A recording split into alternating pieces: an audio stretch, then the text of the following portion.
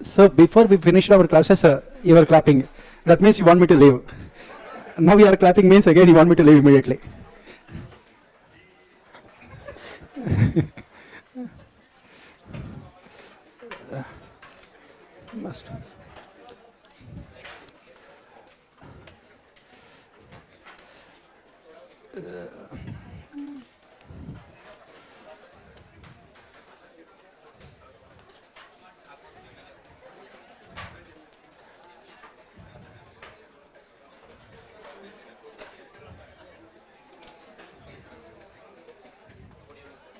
Yeah, so shall we start?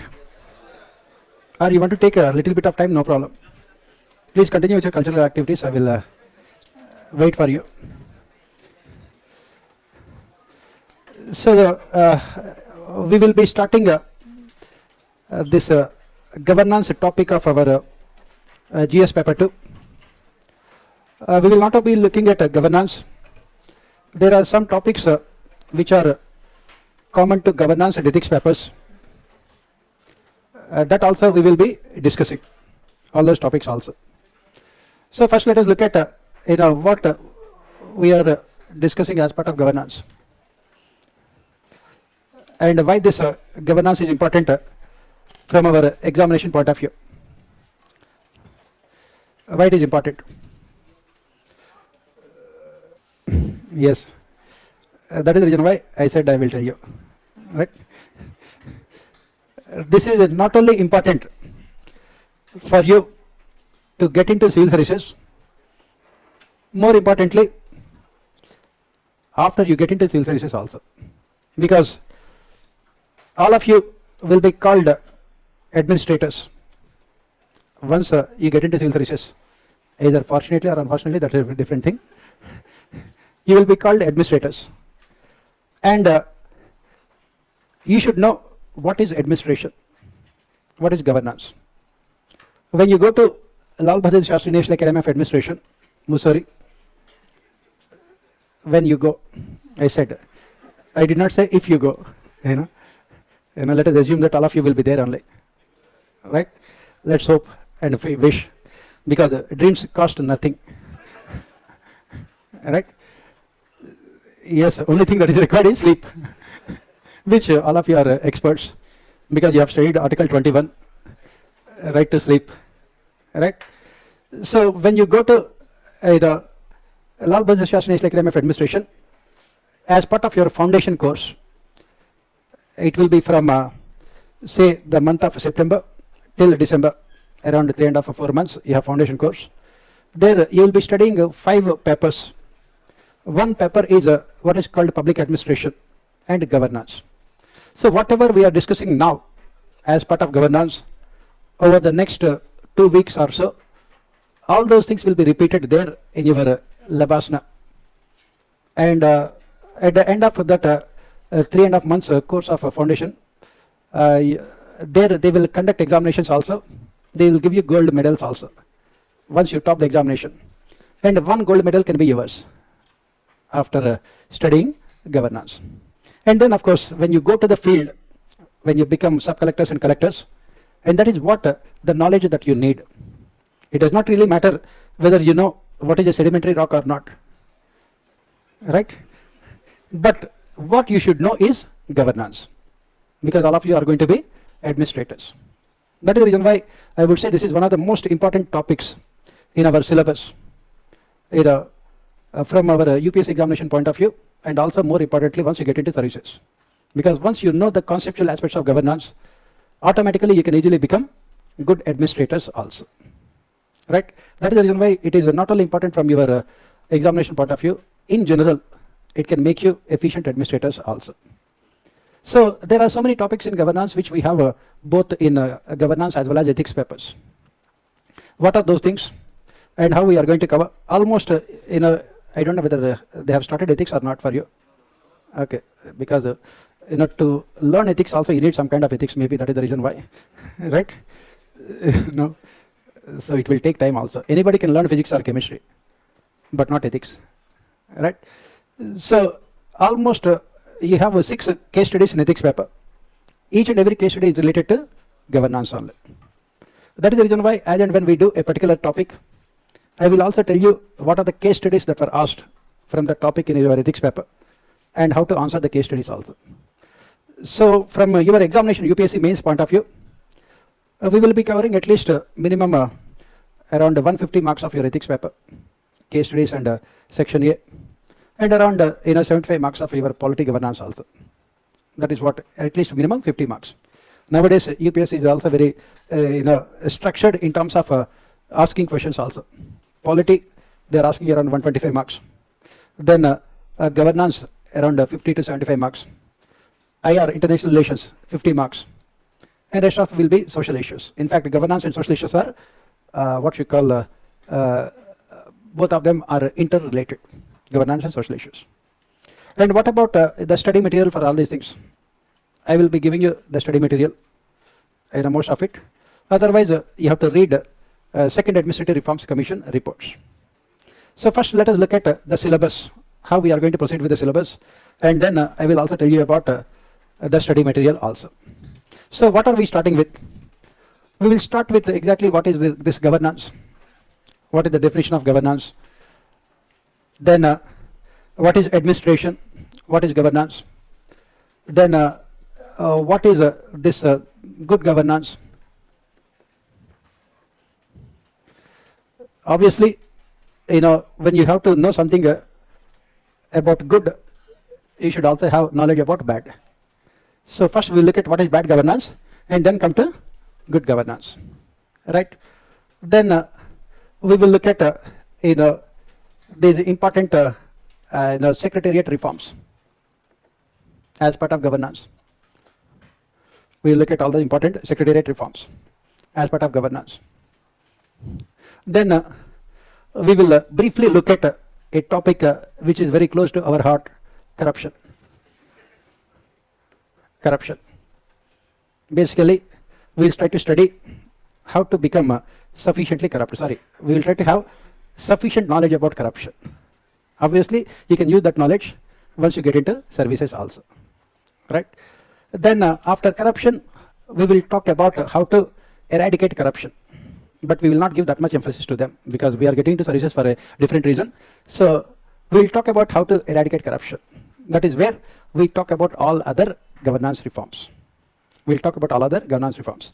We will talk about the Syrian charters. Please remember, all these are there in your ethics paper also. As and when we do those topics, I will also tell you,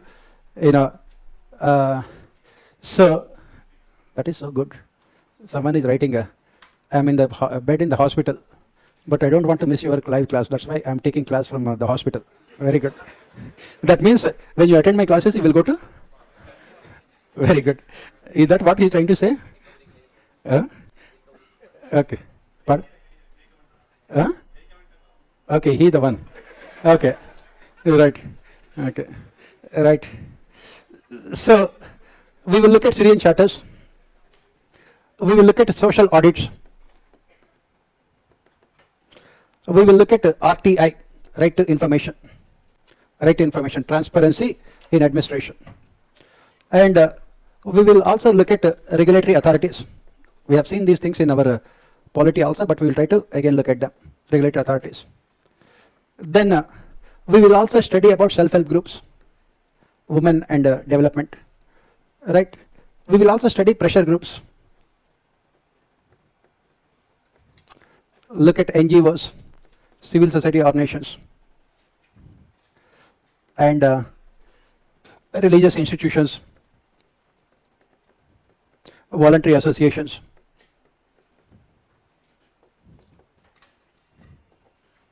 All these organizations, right?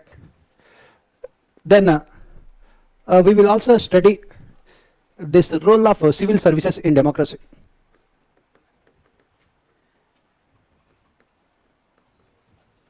Role of civil services in democracy. We will also study about this role of civil services in democracy. As part of it, we will also study Max Weber's bureaucratic theory of organization.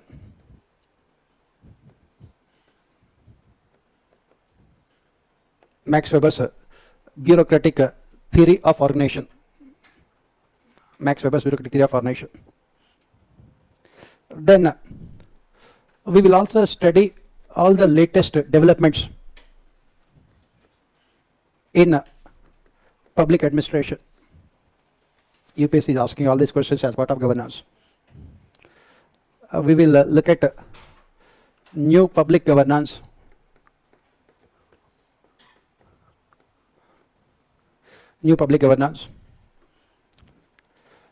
impact of globalization on public administration,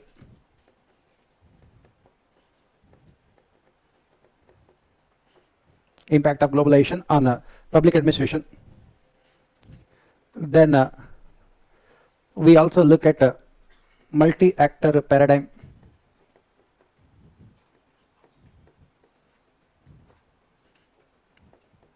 model in governance. We will also be looking at a multi-actor paradigm model in governance. Right? We have mentioned self-help groups also. Right? So this is what broadly we will be studying as part of governance.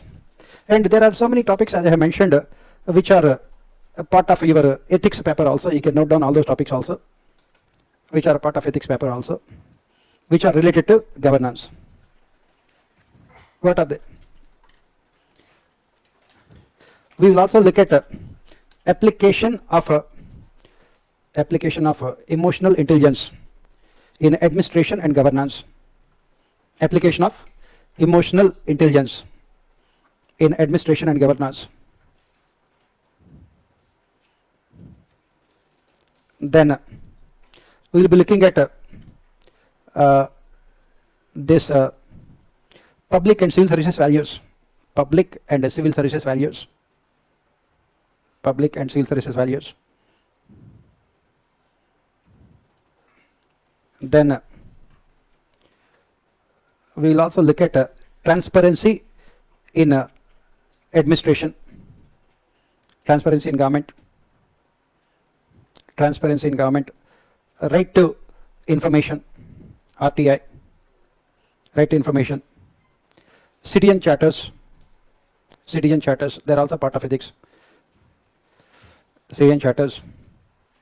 We will also look at work culture within the government, a little bit of work culture within the government. Then we will also be looking at quality of service delivery mechanisms, quality of service delivery mechanisms. Then we will also look at a little bit about challenges of corruption, challenges of corruption.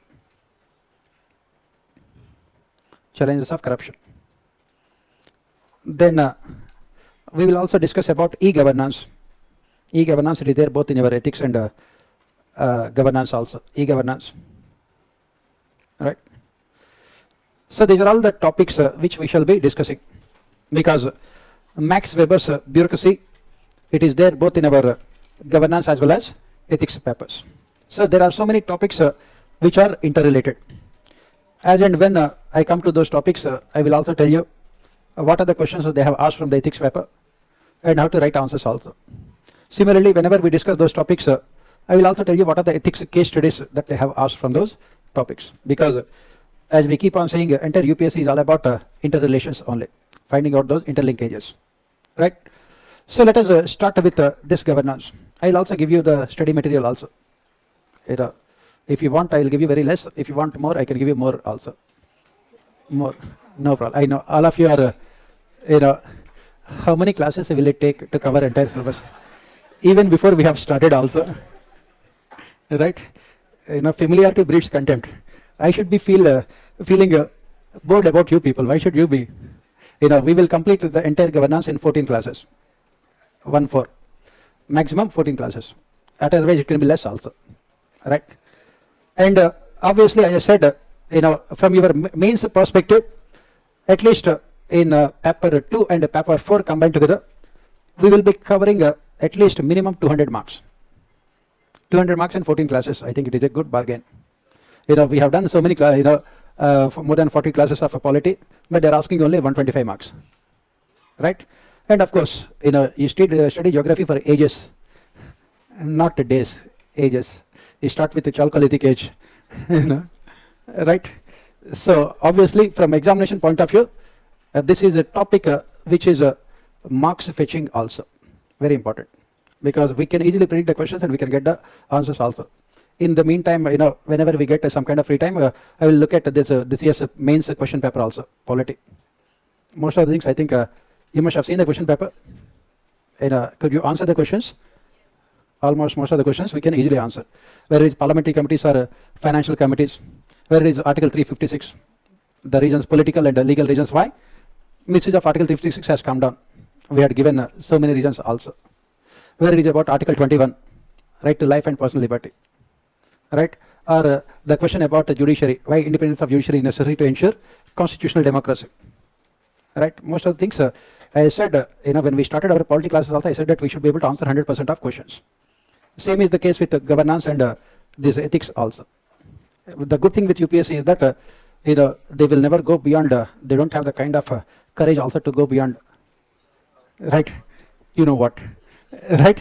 So see, very simple, because UPSC is asking mostly conventional questions. So you know that from where they are asking questions. For example, in governance, normally they ask all the time questions about this whether it is citizen charters or women in development or self-help groups or RTI or pressure groups or NGOs or corruption, or how to remove corruption and how to ensure what is called job-led growth, all those things, right? So it's not at all difficult. So let us proceed and start with this. To understand about all these things, let us start from the basics. What exactly is administration?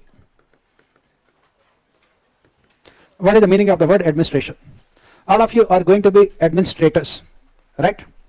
All of you are going to be administrators. So tomorrow someone asks you, what is administration? What do you say? What do you say, administration?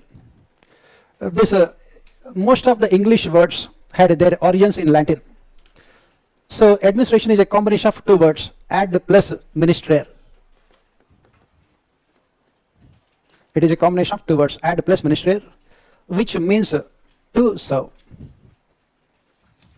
To serve, right? Don't worry, I will explain. I will dictate these things also, right? If you want, I will dictate everything also. No problem. Dictate. Very good.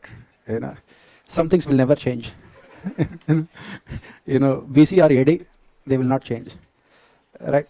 BC means before Corona, right? Right. Right now, Corona is not dead, so that is the reason we don't have AD, right? Administration means administration. The meaning of the word administration means ad plus ministrare, which means to serve. That means you are serving the interests of the organization.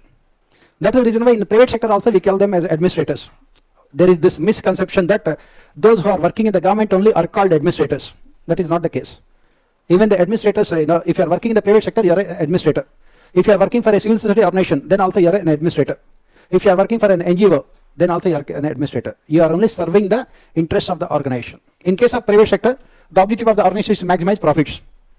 Whereas in case of the government, what is the objective? To maximize welfare of the people. Otherwise, you are only serving the interest of the organization. So why do we need this administration or governance? Why do we need governance? Why do we need administration?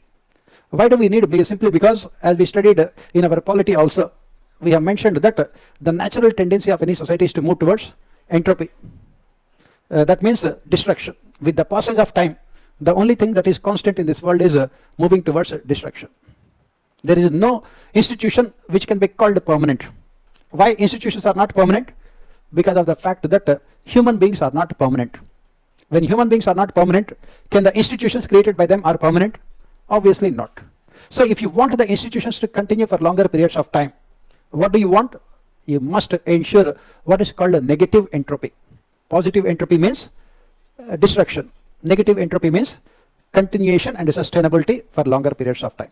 And that is the reason why we need this administration. We need governance. These administrators are stabilizers of our society. These administrators are the agents of a change in our society. These administrators are the ones who will maximize welfare of people. These administrators are the ones who will ensure continuation of societies for a longer period of time. And that is the reason why, as we say, the development, if not the survival of any civilization, directly depends on the efficiency of its administration. If the administration is efficient, automatically that civilization will be automatically developed. What is the difference between India and say US or UK? They are developed countries and India is a developing country. Why India is still not a developed country? Because of inefficiency of its administration. Because of what we call bad governance. There is no rule of law. As we studied again in our polity, instead of constitutionalism, what we have is only constitutional formalism. The kind of difference between what is there in the constitution and what can we see in reality. Article 21 talks about right to life and personal liberty, but how many citizens in our country are able to enjoy that article? That is where administration will come into picture. If you are an extremely poor person, can you enjoy any of those fundamental rights? Obviously not. Again, this year the same question was asked. For example, National Legal Services Authority, why it had to come into existence in the first place? It had to come into existence in the first place because justice could not be done to so many sections of society, as we discussed again in our judiciary topic. On paper, free legal aid is given to everyone. As part of the changes made under the 42nd Amendment also. But in reality, is it possible? You are a landless labor who is working in an agricultural field 300 kilometers away from the state capital. And Article 23, do you know about Article 23? Right against exploitation, beggar. Do you know? Even if you know, is it possible to fight against your landlord? Go to High Court and fight against landlord. That is the reason why our constitutional makers, especially our lawmakers, have said that let there be National Legal Services Authority. But again, at the end of the day, are the people able to utilize those things? Those are poorer sections of society. That is where administration will come into picture. Administrators are the ones who should be ensuring that all the fundamental rights that are enshrined in the Constitution are enjoyed by the people at the ground level. Right against discrimination, right against exploitation, right to freedom of speech and expression. And who are expected to ensure that even those who are at the bottom of the pyramid also enjoy those rights? Administrators. That is the reason why this public administration becomes extremely important. That is the reason why this question was asked so many times in our ethics paper also. Significance of public administration for the development of any society, for the development of any country. I will also dictate all those things also. Right? That is the reason why we need governance. We need efficient administrative systems. So what exactly is governance then? Governance simply means the process of taking decisions and implementing those decisions. Administrators are expected to take so many decisions. Tomorrow you are a district collector. There is a government land in the district. That land can be used, as we study in our economy also. There is this problem of scarcity. You must have heard about these things. Some of the natural resources are inelastic. That means they cannot expand according to the demands and needs of the people. Land is fixed. And this land has alternative uses. The land can be used for agricultural purposes. It can be used for irrigation. It can be used for industrial purposes. It can be used for constructing roads. It can be used for residential purposes. That is the government land. And tomorrow you are the district collector, you have to take a decision. That is what is called governance. You have to take a decision regarding the utilization of resources, both natural resources, human resources. Why? For the benefit of overall development of the society and country. Not only you have to take a decision, you must also implement those decisions. That is what is called governance. It is the process of taking decisions, and also it is the process of implementing those decisions efficiently with the objective of maximizing welfare of the people, with the objective of bringing about socio-economic transformation of the society, with the objective of helping poorest sections of the society, those who are at the bottom of the pyramid, with the objective of ensuring inclusive and equitable growth, and with the objective of protecting and promoting the interests of weaker sections of society. That is the reason why you also need what is called ethics. You need values. Because whenever you are taking any decision, the decision will always automatically involve values. And that is the reason why this ethics, governance and public administration, all of them are interrelated. So let us look at all of them one by one in a more detailed manner. Let us start with administration. Administration. You can write. Administration is derived from the Latin word. It is derived from the Latin word, Latin, Latin word, administrare, ADMINISTRARE.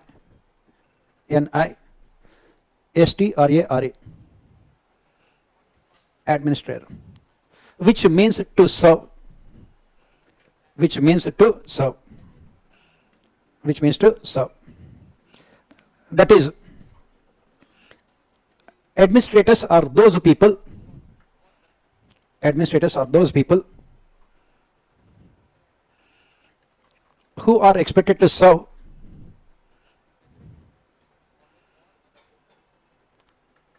the interests, INTERESTS, the interests or the objectives of organization.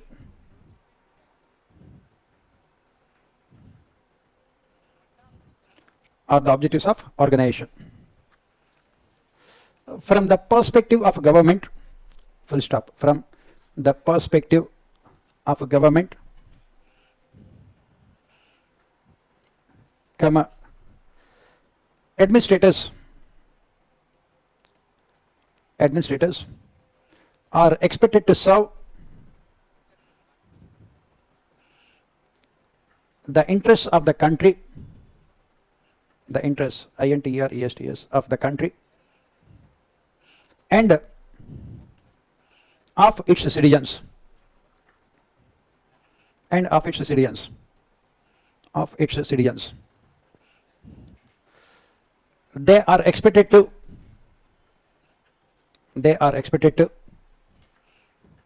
maximize the welfare of people.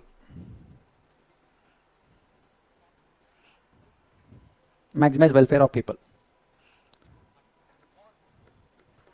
Next, governance. Governance. So, what are we discussing as part of governance? Why do we need governance? You can write on all these things, structure, era. Why do we need governance? What is governance? What is governance? Then, what is bad governance? Then, good governance. Good governance, its features and application. Its features and its application. This is what we will be discussing. Start with the why. Why do we need governance?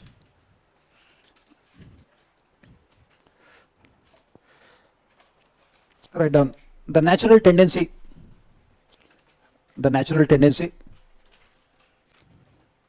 of any society, the natural tendency of any society or civilization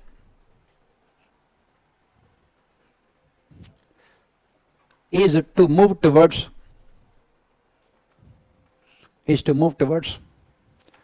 entropy, is to move towards entropy, that is destruction, that is destruction.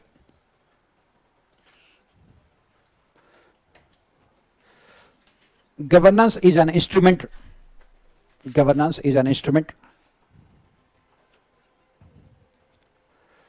that can help in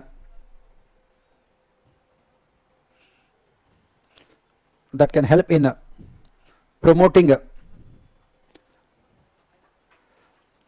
negative entropy,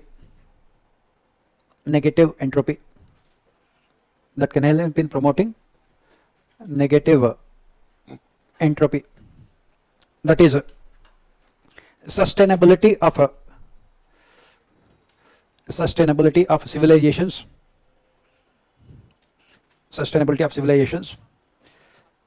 for a longer period of time,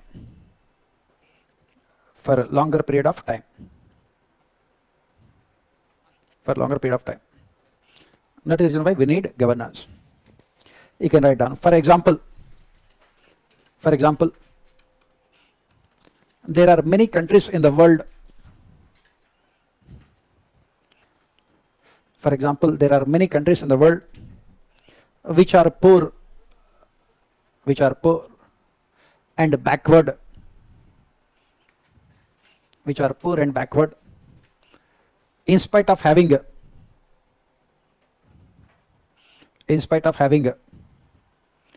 best of natural resources, best BEST of natural resources, because of their inefficient governance systems.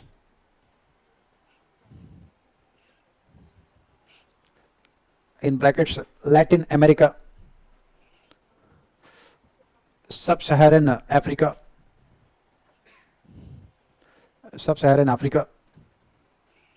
and South Asia,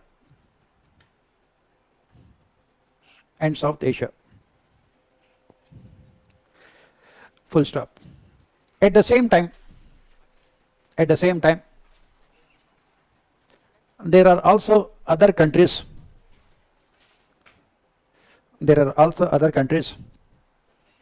which have achieved rapid economic growth and development,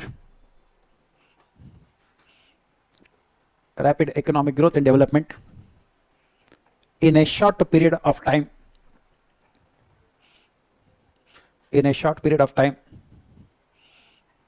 because of their efficient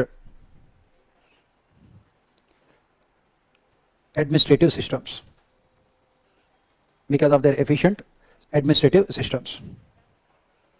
in brackets,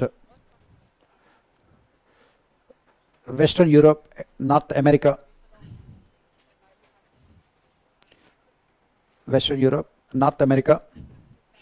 and Japan. Right. So that is the reason why we need governance. We need efficient administrative systems. That is the reason why we need governance. Next, let us look at the definition of governance. Definition. We have seen why do we need governance. Now look at the definition of governance.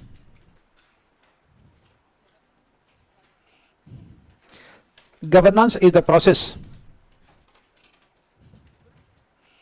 and institutions. Please remember, this question was asked in the ethics paper also. Definition of governance. They have asked governance, good governance and ethical governance. The question in your ethics paper. So you have to give these definitions. Governance is the process and the institutions through which decisions are made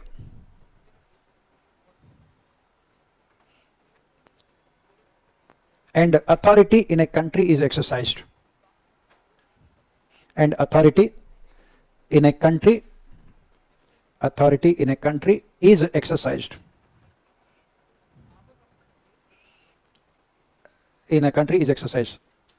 Second definition of governance. I am giving you 3 definitions, at least when you go to the examination hall you can remember at least one. Right? If I give one, you know what. Right? So I cannot take chances, as you know. Right? Next, governance is the method.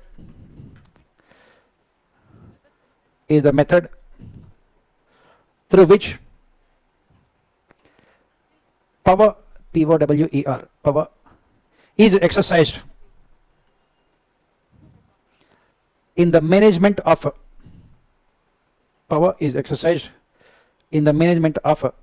a country's COUNTRY', a country's economic, social and human resources are utilized for development.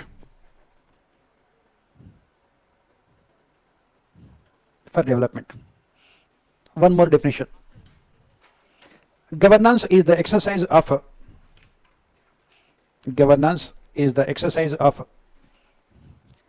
economic, political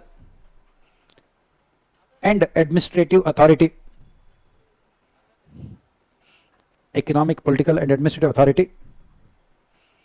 To manage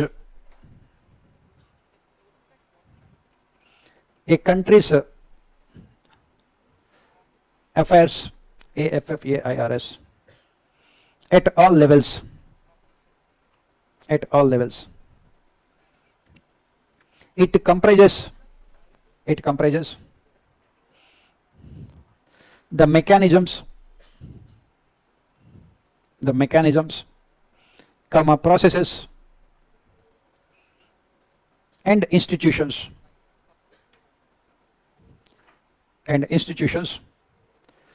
through which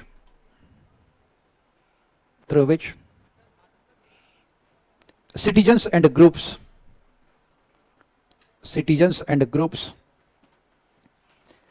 articulate their interests, ARTICULATE, articulate their interests, exercise their rights,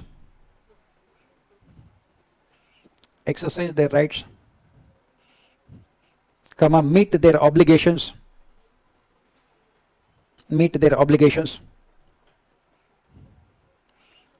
and mitigate their differences.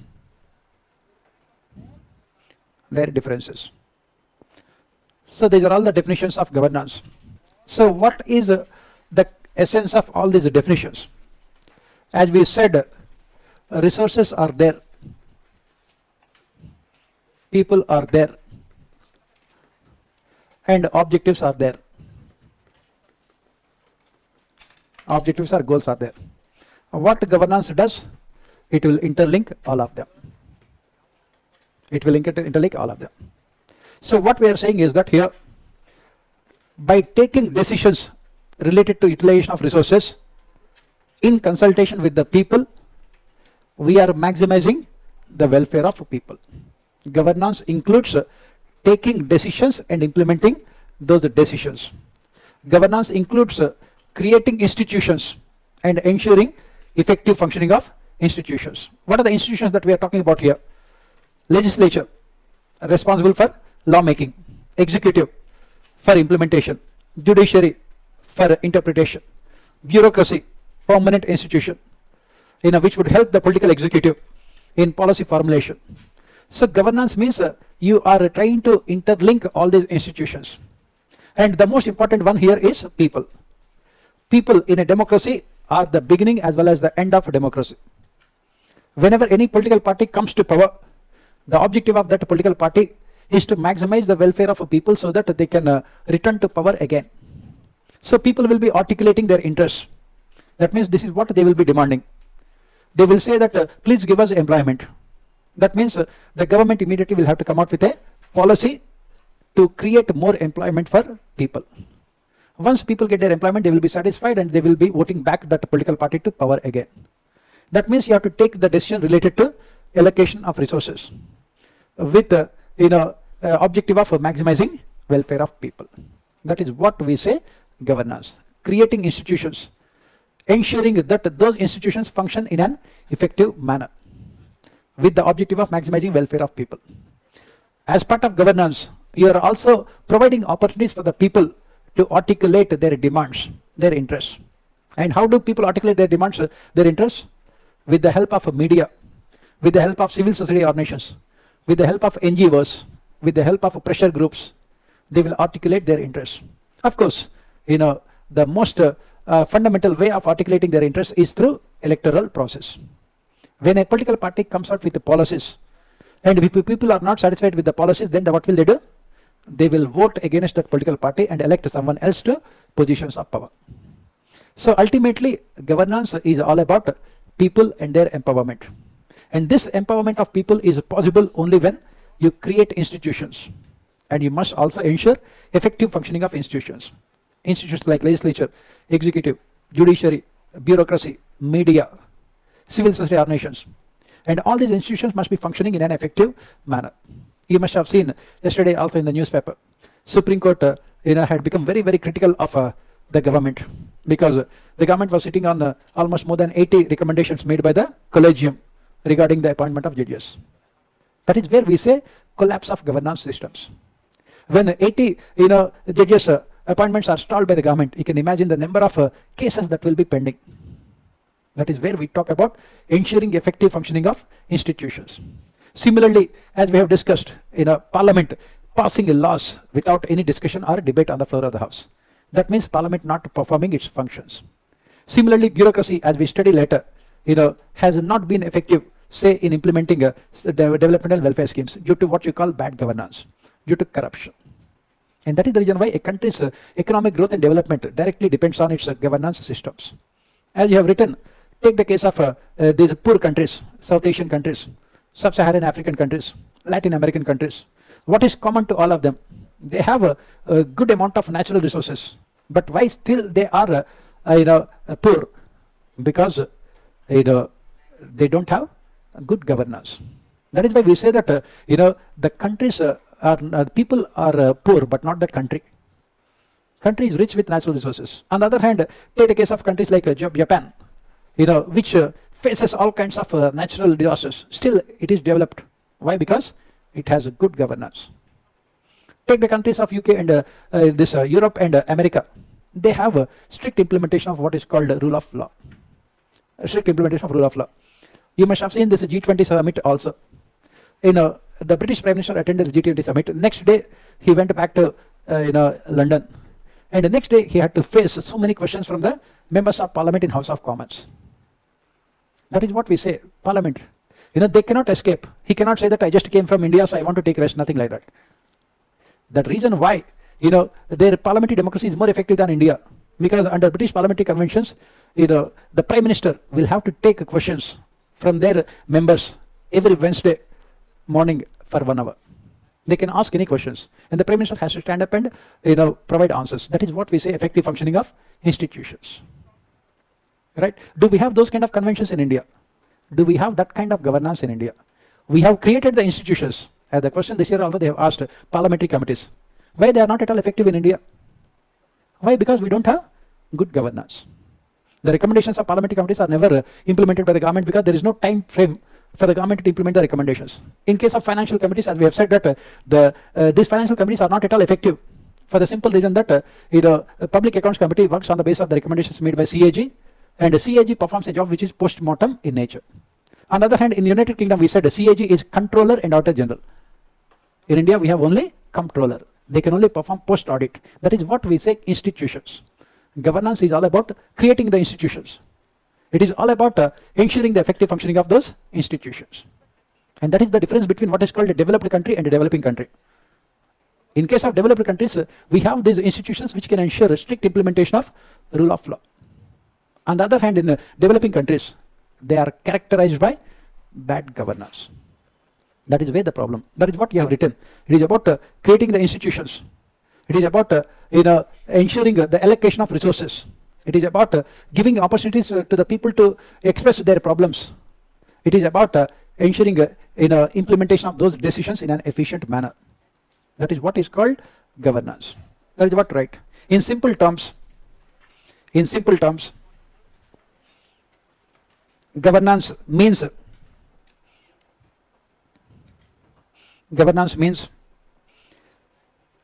taking decisions. In simple terms, governance means taking decisions and ensuring their effective implementation. Ensuring their effective implementation.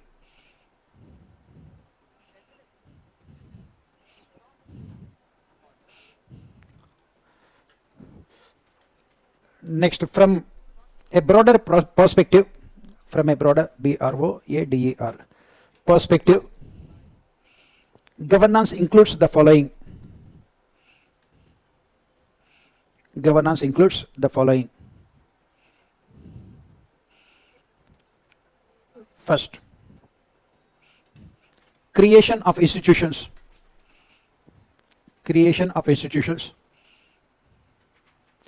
like legislature, executive, judiciary, civil services, local self-governments, and so on. And so on.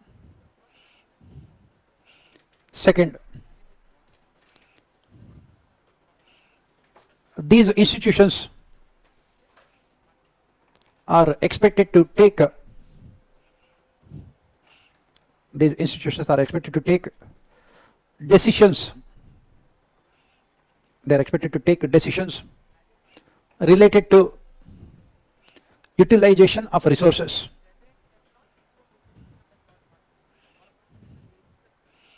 Utilization of resources, including human resources, including human, natural, financial, and technological.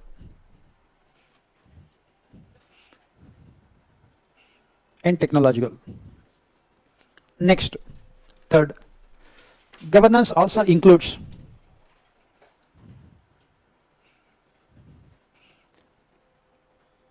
effective implementation of these decisions. Effective implementation of these decisions. Because effective EFF-ECTIVA implementation of these decisions, because a developing country like India,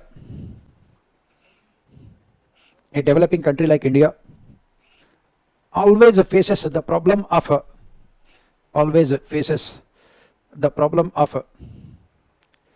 scarcity of resources.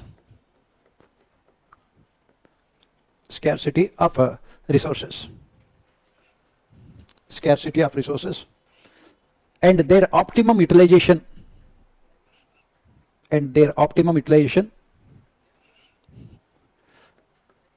is a prerequisite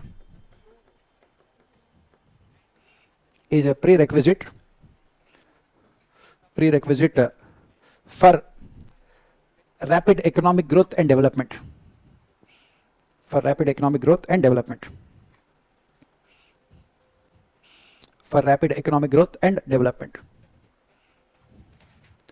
Right? So this is what we say governance means. Governance is a much broader term which includes creation of institutions, effective functioning of those institutions, taking decisions related to utilization of resources, taking decisions related to meeting the demands of the people, and more importantly, ensuring effective implementation of those decisions. That is what we say governance. Institutions can be anything, as we have mentioned: legislature, executive, judiciary, then civil services, or even local self-governments. Or nowadays we are living in this age of what is called multi-actor paradigm model of governance, wherein you are talking about private sector, multinational companies, multilateral institutions, self-help groups, pressure groups, NGOs.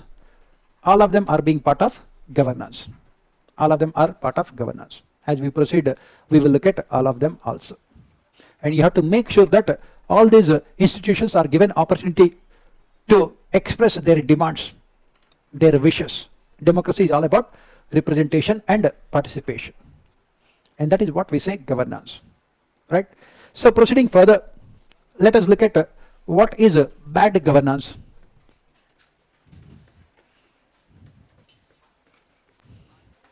What exactly is bad governance? What are the features of bad governance? What is bad governance and what are these features of bad governance? So, what do you think are the features of bad governance? What do you think are the features of bad governance? Good governance, you have to think. Bad governance, you can see in front of you. No, not me. Very good. Right. And you are taking everything in a literal sense. Right. I say in front of you means in your day-to-day life. Right. So what do you see in your day-to-day life in terms of governance in India? Yes, tell me 1, 2, 3, 4 like that. Okay, corruption. Is it bad governance? If you take bribes, it is good governance. If you are giving bribes, it is bad governance. So it is right now it is bad governance. We will take it. Okay, corruption.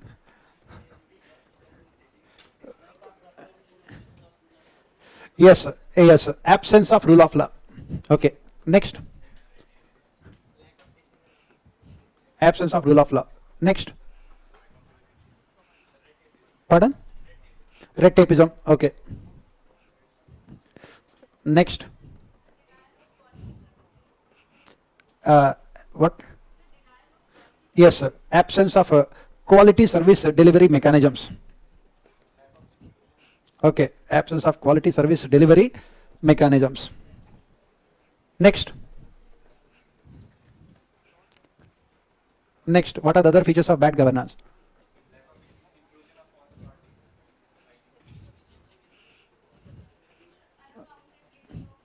Yes, absence of accountability. Okay, high levels of secrecy in administration. Right, high levels of secrecy.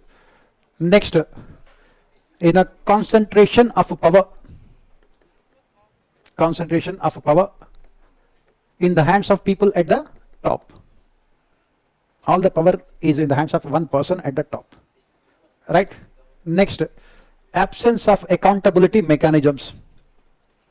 Accountability mechanisms in the society, in the system. When there is a 0.5 millimeter rainfall, the entire city would look like Bay of Bengal. Look at even during this G20 summit also. Unfortunately, on that day only it has rained, and near the summit, almost entire area was also flooded, and the government had spent a huge amount of money. Where did that money go? Into the flood waters. Right? That is where. Next, absolute monopoly of the state. Absolute monopoly of the state. Absolute monopoly of the state. Next, dictatorial decision making process.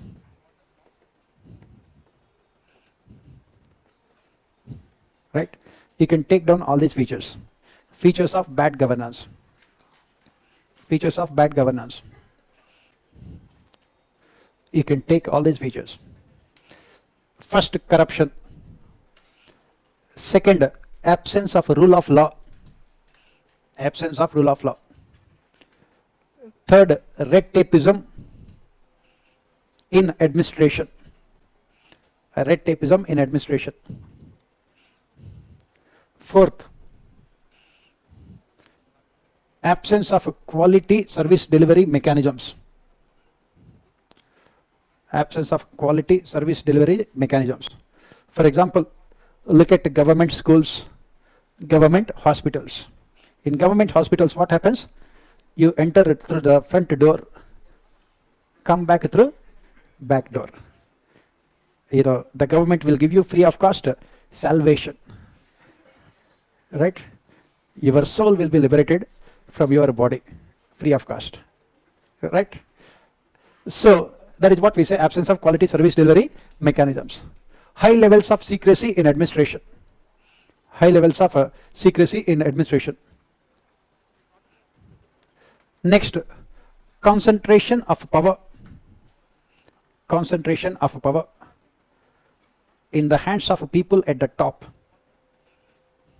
Concentration of power in the hands of people at the top.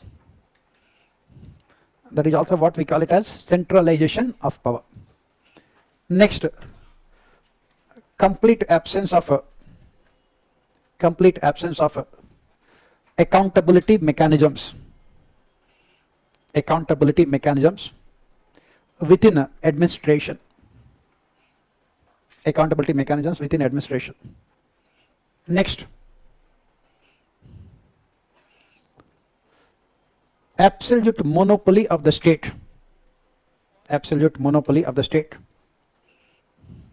Absolute monopoly of the state over service delivery mechanisms.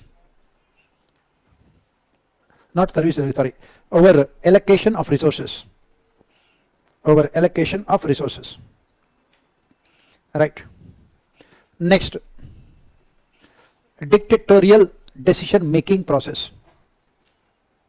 Dictatorial decision making process. Next,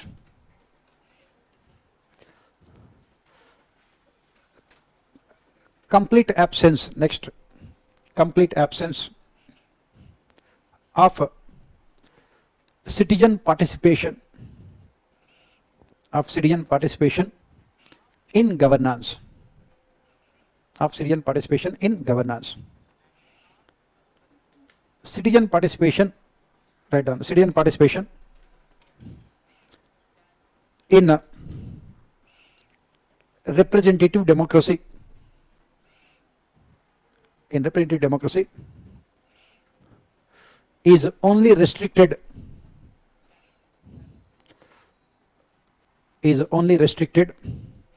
to voting in elections. To voting in elections. Next, bad governance feature. Inability to resolve conflicts. To resolve RESOLVE conflicts. Inability to resolve conflicts without resorting RESORTING to violence. Without resorting to violence. The best example is Manipur. We cannot resolve conflicts without resorting to violence. We cannot resolve conflicts through peaceful means. That is what is called bad governance. Next feature of bad governance is failure of regulatory authorities. Failure of regulatory authorities to prevent systematic corruption. Systematic corruption and crony capitalism. CRONY. Crony capitalism and crony capitalism. These are all the features of bad governance. So I think most of these features are self-explanatory, right? Someone is asking, what is this red tapeism? What is red tapeism? How did this word red tapeism come into existence?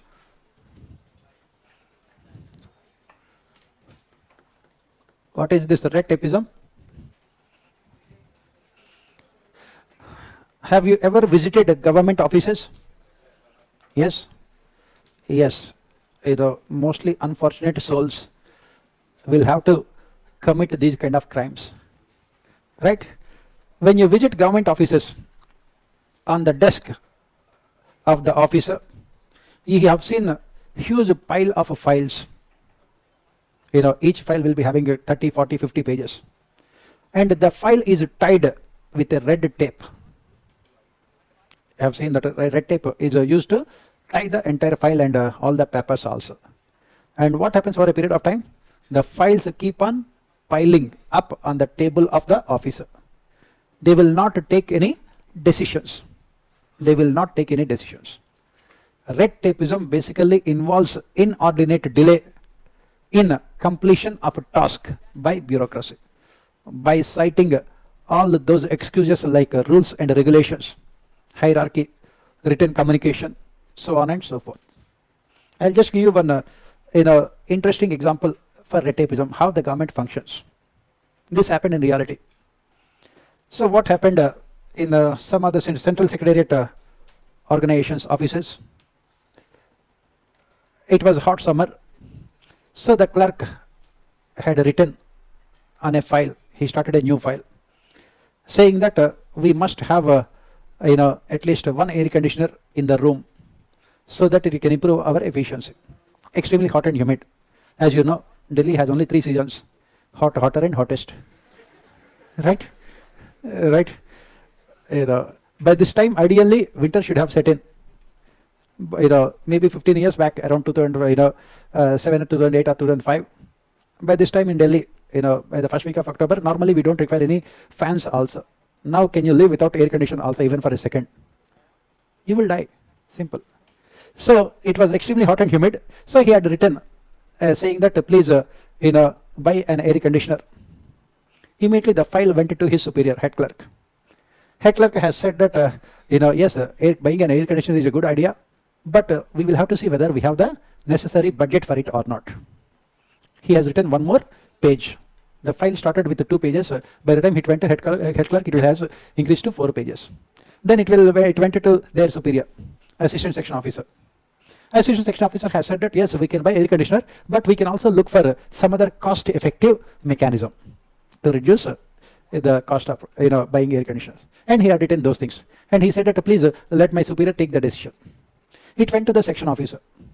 Section officer has written that yes, air conditioner is a good idea, but we can also look for air coolers also. Air coolers are relatively cheaper. And he had written to his superior, please take the decision on the basis of the information that is being provided in the file. It went to the undersecretary. From then onwards, the IAS officer will start. Undersecretary has written that air conditioner and air coolers, both of them are good ideas, but let us look at the relative benefits and costs involved in all of them. And he said that air coolers can give you good air, but air conditioner will be more effective. Nobody will take the decision, please remember. Right? He would write it to his superior, saying that please take a decision on the basis of the above information. By this time, the file started with 1 page. It had increased to 50 pages. And then his superior has written that we can buy second-hand air conditioners or second-hand air coolers. It will also reduce. And his superior had written that can't we buy more fans in the room? It will reduce cost of production. And his superior had written that hand fans are also good. This also can be explored. This idea can be explored. By the time it reached Cabinet Secretary. Cabinet Secretary had said that this is a very important, significant matter related to national security, safety and development. Let this matter be discussed in the Cabinet Council of Ministers. By this time the summer was over and these people died also. That is what is called red tapeism. Nobody will take any decision. Nobody will take any decision. That is the reason why ethics paper, every case study about this only. Every case study. They will deliberately ask you as part of the alternatives, the choices that are given to you. You will refer the matter to your superior, one of the choices that are given. And that is what happens in the bureaucracy. Because if you take the decision today, tomorrow CAG will find fault with you, saying that why did you buy air conditioner? It means that you have some kind of unholy nexus with the air conditioner company. That is the reason why you got some profits also in the whole purchase. That is the reason why you have brought air conditioner, so we are suspending you. In the government, nobody takes decisions. Everyone will refer the matter to their superior only. In the process, the file keep on becoming larger. And to tie the file, this red tape is used. That is why it is called red tapeism. This is what happened. In a state secretariat, everything has to be done according to rules and regulations. In the government, the most important thing is you cannot violate rules and regulations. The moment you violate rules and regulations, you will be immediately suspended. There is nothing like that. First they will suspend you and then they will talk to you. So nobody can ever imagine violating rules and regulations. That is the reason why every ethics case study about this only. How do you resolve these kind of ethical dilemmas? So it so happened that in a state secretariat, a snake has come. Snake. And you have to follow everything according to rules and regulations. So what you have to do, as the head of the department, you have to call the tenders, to catch snakes. The snake charmers, you have to call tenders. And you have to ask them about their experience, how much money they charge. And the tenders should be in sealed covers. And they should be opened only at a appropriate amount of time after giving opportunity for the people to apply for tenders. After that, the tenders should be opened in presence of all those bidders. And then after that, looking at their experience and the cost of production, you have to award the tender to a person who quotes the least amount of money. In between, the snake does not know all these things. It kept on biting everyone. That is what happens in the government. That is what, whenever our Prime Minister goes to America, he would always say that, please come to India. I will give you red carpet welcome. He will tell the American investors. American investors, they don't have to be nice to our Prime Minister. And Americans are known for their blunt language. They always call a spade more than a spade. They don't have any kind of civilized dialogue as such. If you look at American diplomacy and British diplomacy, that is the difference. Britishers are more civilized. Americans are more at your face, straightforward. So when our Prime Minister had asked these American investors, please come and invest in our country, they said that you always promise us that when we come to India, we always get a red carpet welcome. But what we see is only red tapeism. So many rules, so many regulations, so much of hierarchy. We have to take permission from at least 150 ministries and departments in your government of India.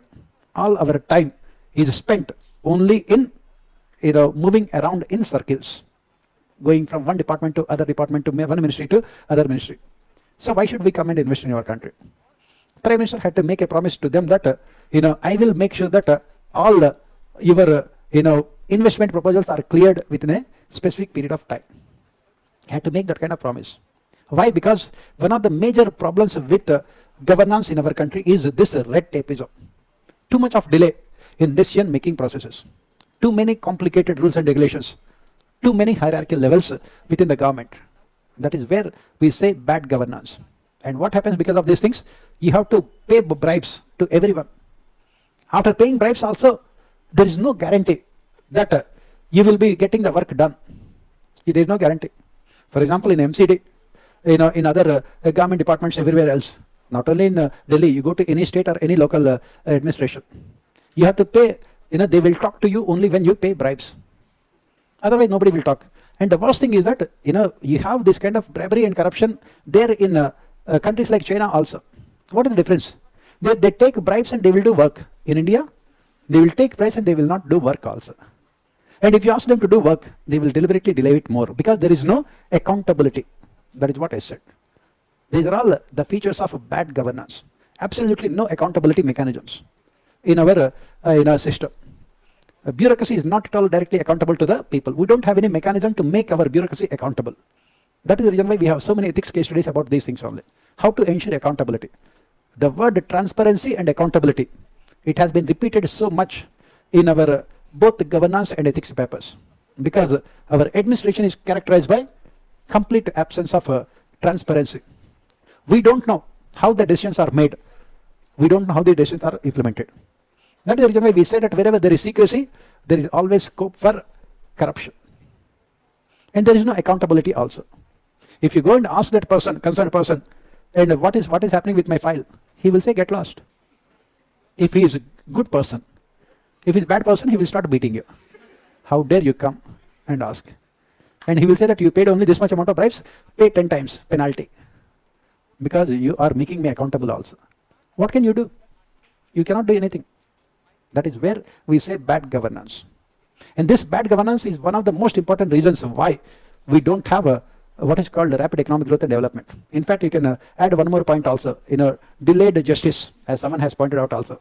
Delayed, D-E-L-A-Y-A-D, delayed justice.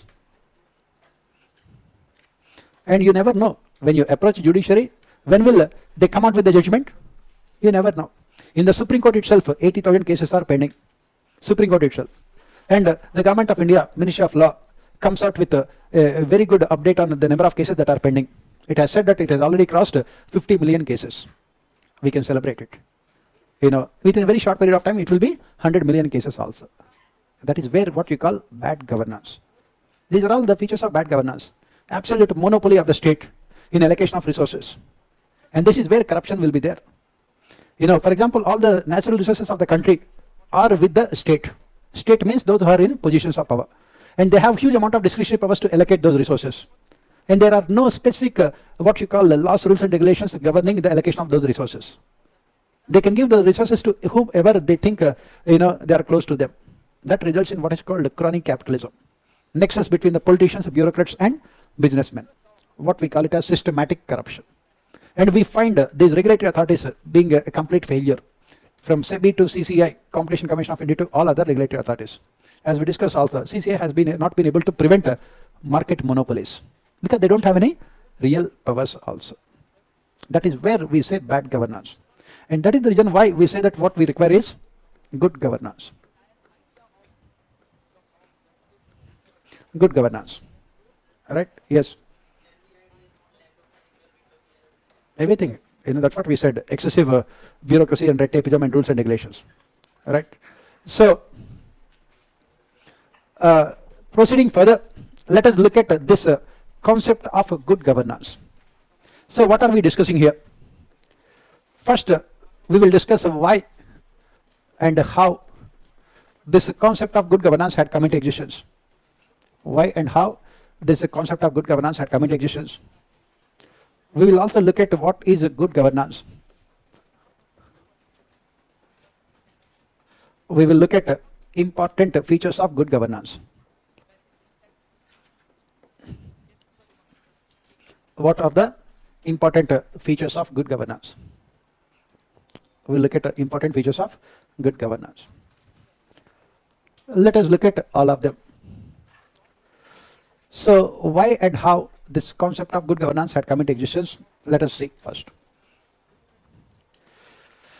For this, we have to go back a little bit, say to the period of independence.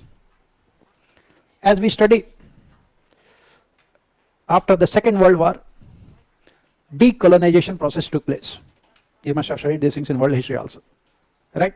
Decolonization process took place after the Second World War. One of the conditions America had put before it entered into the Second World War was these imperial powers must give freedom to their colonies. So the process of giving independence started after the Second World War, and most of the countries got independence by 1950. And what was the problem with all those countries which were ruled by these imperial powers for hundreds of years, including India? The problem was that these colonies suffered from various kinds of problems because of ruthless colonial exploitation. Take the case of India only. At the time of independence, if we look at our country, it suffered from poverty, unemployment, backwardness, food problem, absence of industrialization, illiteracy, absence of infrastructure. All these were the problems. It was the same with almost all the colonies. It was same with all the colonies also that were exploited by these imperial powers. As we study in economics, what is the most important thing that is needed to ensure rapid growth and development? What is needed to ensure rapid economic growth and development? What is the only thing that is required? What is required to ensure rapid growth and development? Without which there cannot be any growth or development.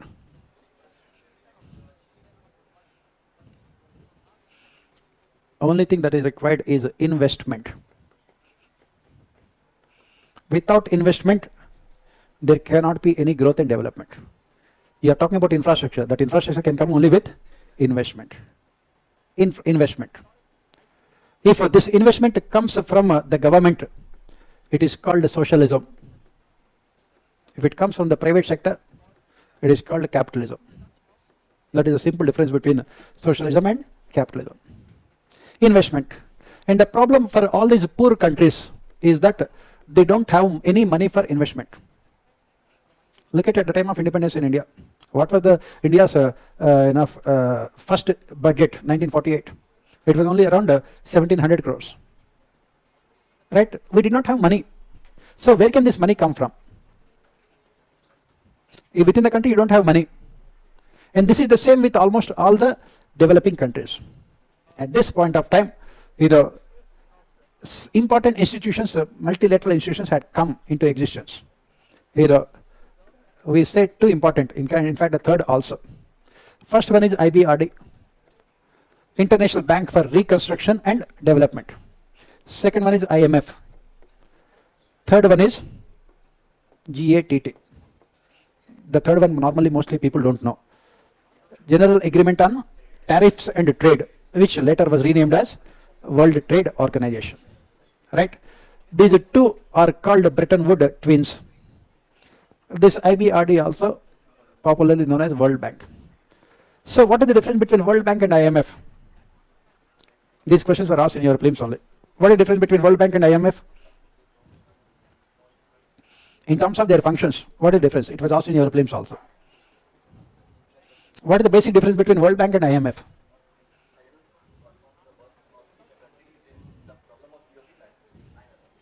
World Bank will provide financial assistance to countries in the form of aid and loan. This financial assistance is what is called long-term financial assistance.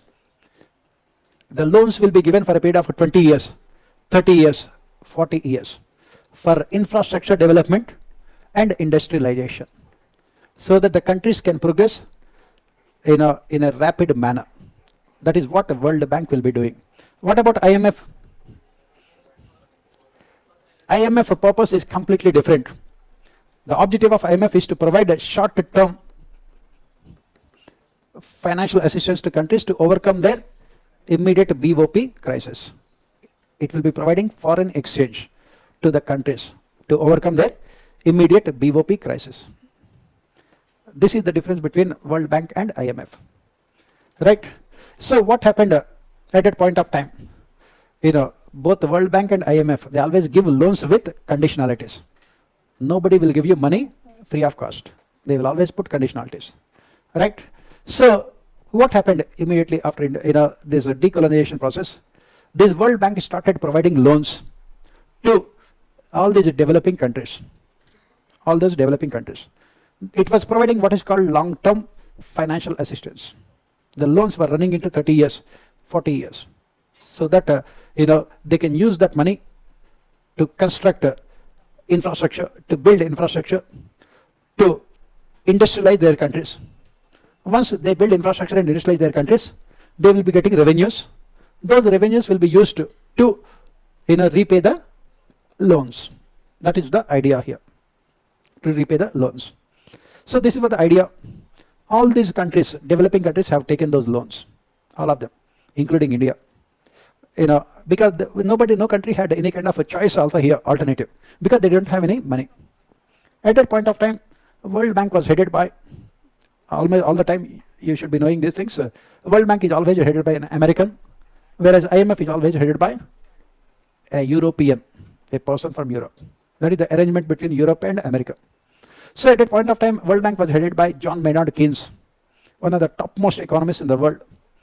He was the one who had come up with the solution to this problem of a Great Depression of 1930s, J.M. Keynes. So he was heading World Bank, and he had suggested that let this World Bank give loans to these countries at what he called them as soft loans. Soft loan means, what is a soft loan? The rate of interest is less and the gestation period is very long. America at this point of time did not agree with Keynes, and they had given loans at a very high rate of interest. These countries don't have any kind of what we call a choice alternative here. They had to take loans. And what happened is that in all these countries that we are talking about, Latin American countries, Sub-Saharan African countries, South Asian countries, they started with some kind of democracy after independence, but within a very short period of time, all of them went into the hands of dictators. All of them went into the hands of dictators. What did the dictators do?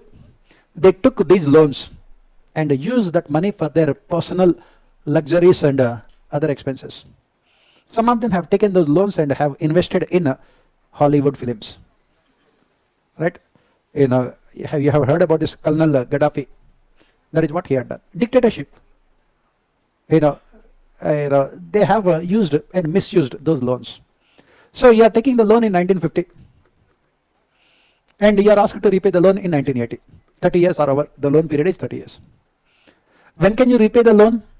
You can repay the loan only when you are able to convert that loan into a productive asset, like public sector enterprise, like constructing roads, irrigation dams, so that farmers' productivity will increase. They will pay more taxes. That money can be used to repay the loan. But this was not done. So by 1980s, all these countries were asked to repay the loan, because the loan was for a period of 30 years. And all of them, in all these countries, those dictators have misused those loans. And they said that we don't have any money, we cannot repay. They told World Bank, we cannot repay. What can World Bank do? If you are not repaying, what can they do? This is what is called, as we study again in our economics, what is popularly known as sovereign debt. Have you heard about this term? Sovereign debt. What is meant by sovereign debt? What do you mean by sovereign debt? Yes, sir. Have you heard about this term? Yes, very good. Because you always answer complicated questions very easily. Now the simple question. What is it? Why it is called sovereign debt?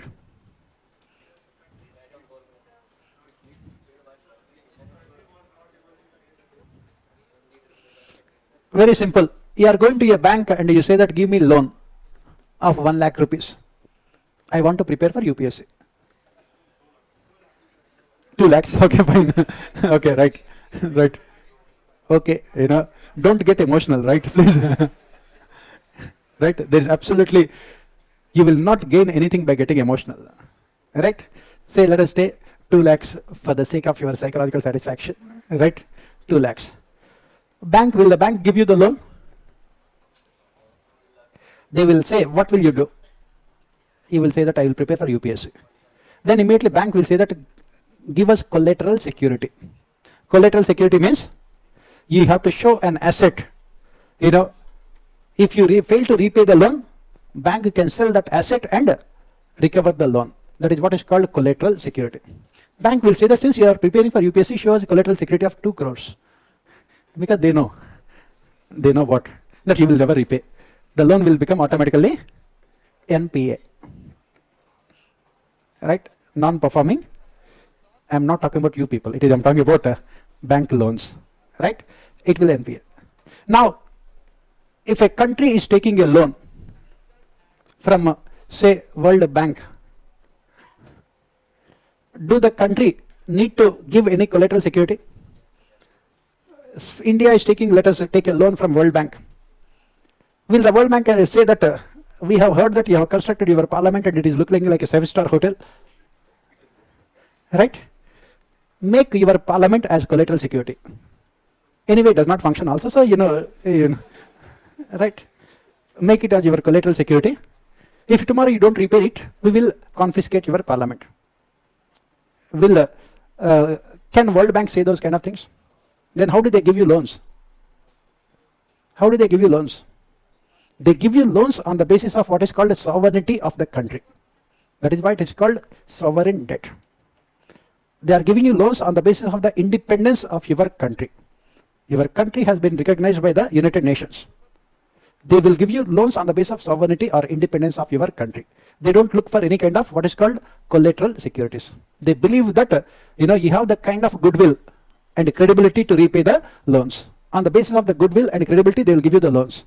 Tomorrow, you say that you will not repay the loan. What can the World Bank do? What can they do? Nothing. They will sit in the corner of a room and start crying.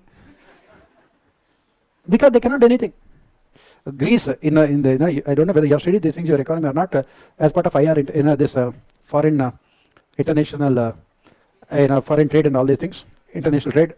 In 2008 financial crisis, there are so many countries in Europe which have collapsed. We called them as PIGS countries. Portugal, Ireland, Italy, Greece and Spain. PIGS, right? People are very intelligent, right? For example, when it comes to inflation, we talk about a top. Very important. Tomatoes, onions and potatoes. Top. Someone called it as pot. You know what is pot, right? Right. So that is what, because if the prices of any of these things go up, the government will lose power. In 1979, after the Janata Party government was voted, had lost power, elections were held. And the prices of onions have reached 100 rupees per kilo. After that, till now, Janata Party did not come back to power. Onions are very, very sensitive. When you cut them, you will have tears. When politicians hear about them, they will have tears. In 1998, elections were held to Delhi State Assembly. Sushma Swaraj was the Chief Minister of Delhi. And unfortunately, at that point of time, the prices of onions in Delhi have reached 100 rupees per kilo. 2023. BJP does not know what is power in Delhi. For the last 25 years, power of onions. It is not Aam Aadmi, not Mango Man. It is Onion Man. That will decide electoral outcomes. That is the reason why the governments will be very sensitive. So coming back here, when these countries have said that they are not in a position to repay. We are talking about Greece here. So Greece also had taken loans from IMF and World Bank. So they have said that, please repay the loans. Greece has said that we will not repay, do whatever you want. Greece has said that, we were occupied by Germany during the Second World War, and Germany had taken us so much of money from us. So let the Germany return all that money and we will repay the loan. What kind of logic is this? Nothing can be done. If you cannot repay, if you don't repay, they cannot do much. They cannot do anything because it is called a sovereign debt. They are giving loans on the basis of sovereignty. Only thing they can do is that they will not give you further loans. No problem. For example, Sri Lankan debt crisis 2 years back. Sri Lanka had around $2 billion for debt crisis, foreign debt. They don't have any money. They told IMF that we cannot repay, do whatever you want. IMF has said that no problem, let us not take that kind of drastic decisions. We will give you more loans to repay the old loan. Because that is what they do. And that is what exactly World Bank also has said. World Bank has said that, so these countries, Latin American countries, Sub-Saharan African countries, South Asian countries, all of them, they have said that we don't have any money to repay. So they said that give us fresh loans. Give us fresh loans to repay old debt. To repay old debt. Give us fresh loans.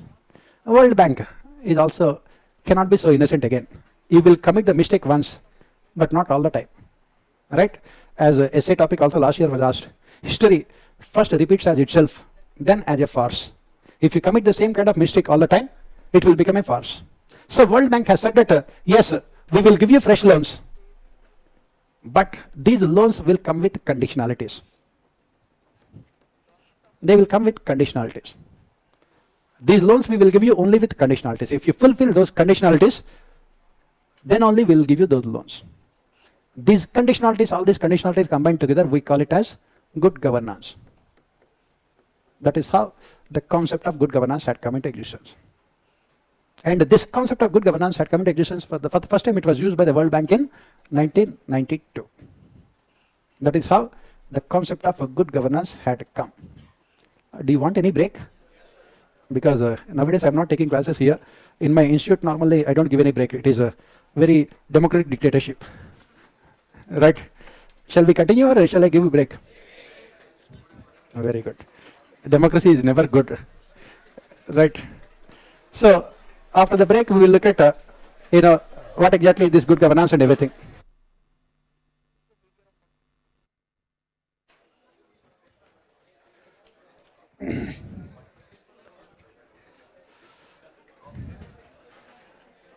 So,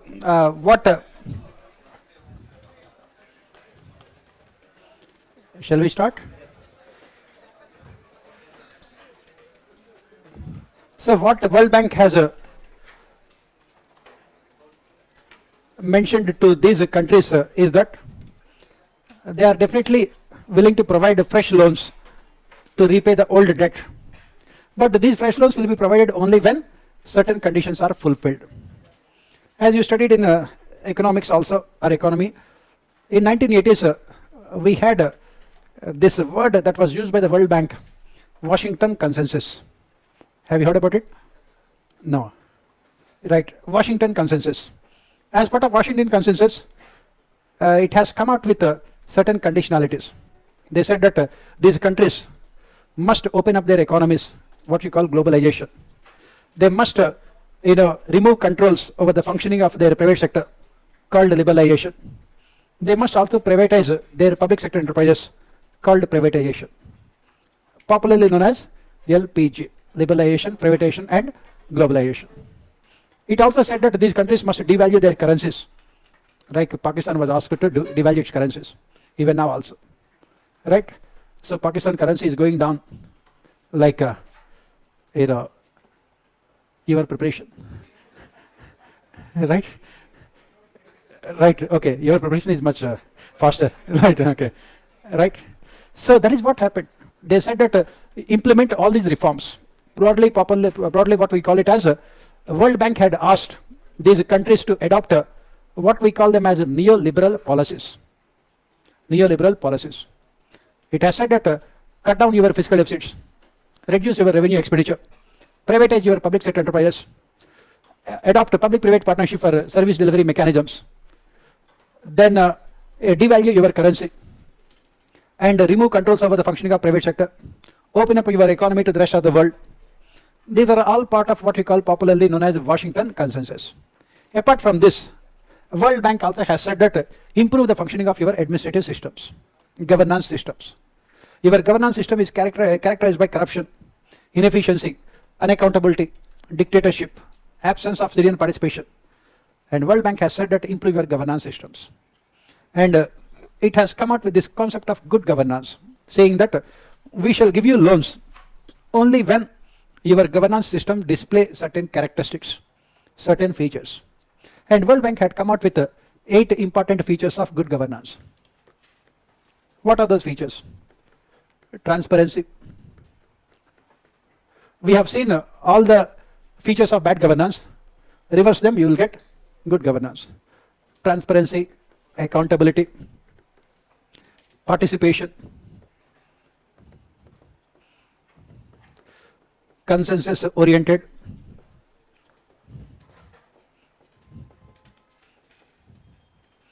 then rule of law, economy and efficiency,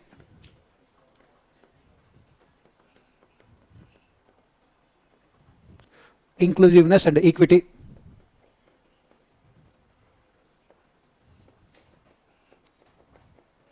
and lastly responsiveness.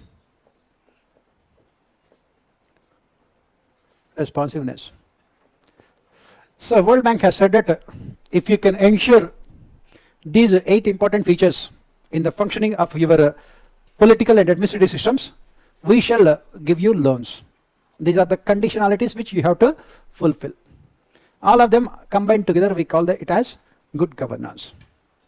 We must remember that this term governance is a neutral term.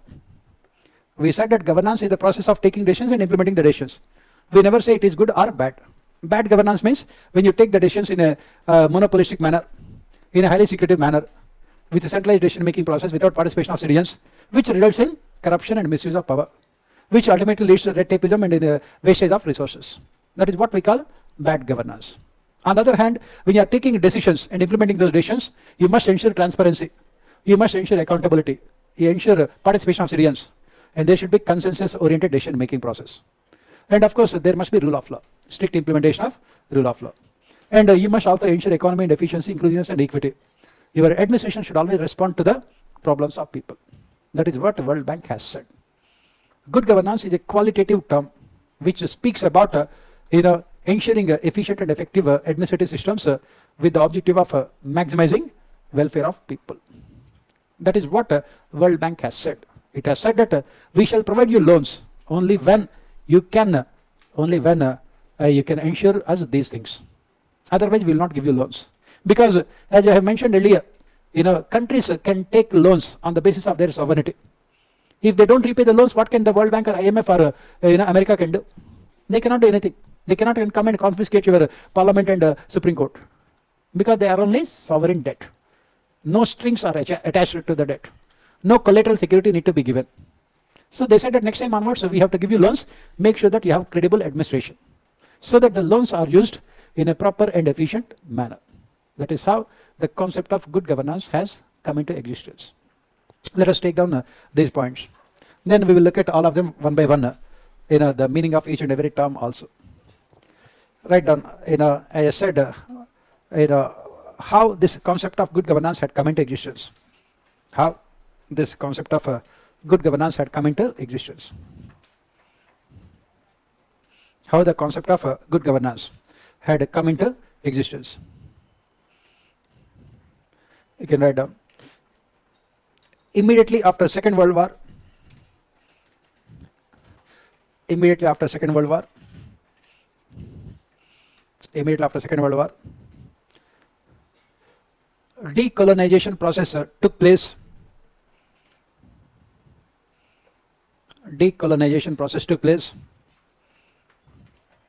Wherein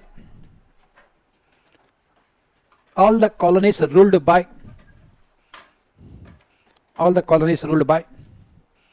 imperial powers. Got independence.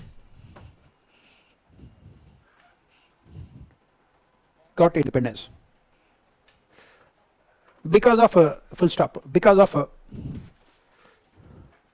centuries of exploitation, CENTURIES. Because of centuries of exploitation,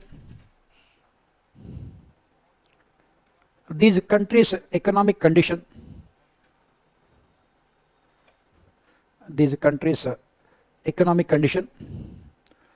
was extremely critical. It was extremely critical.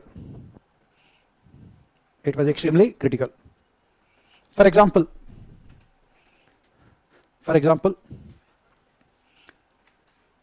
India's economic condition was characterized by India's economic condition was characterized by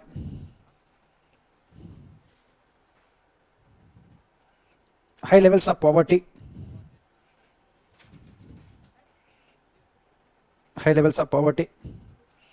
unemployment, illiteracy, backwardness, absence of infrastructure,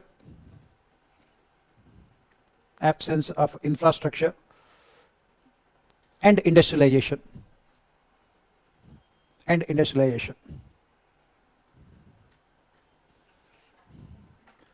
All these countries were in need of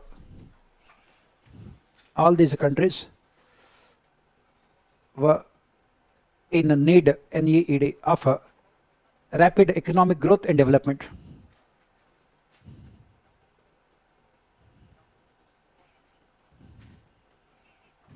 Rapid economic growth and development. It is a well-known fact. It is a well-known, W-E-L-L, well-known, K-N-O-W-N, fact that rapid economic growth and development is possible. Rapid economic growth and development is possible only with investment.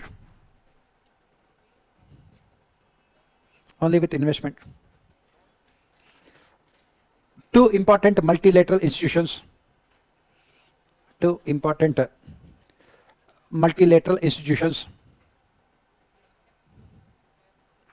had come into existence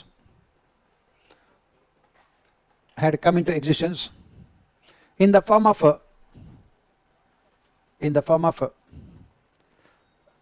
World Bank and IMF.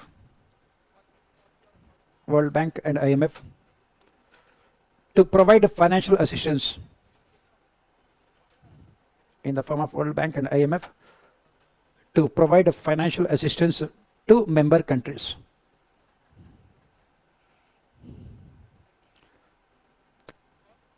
So these are all very specific things, because in your prelims, they said that World Bank had come into existence to provide long-term financial assistance to all countries. The statement is wrong. Only member countries. That is the reason why you need that kind of clarity, conceptual clarity. To member countries. World Bank had come into existence.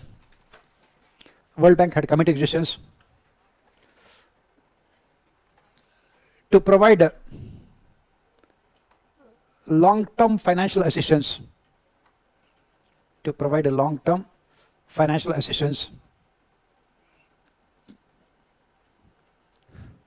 member countries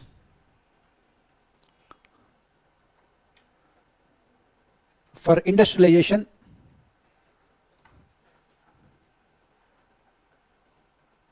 and infrastructure development purposes.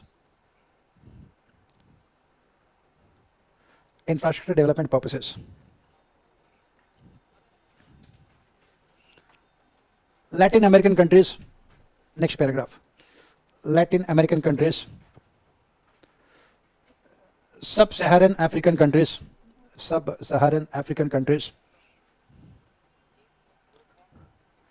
and South Asian countries,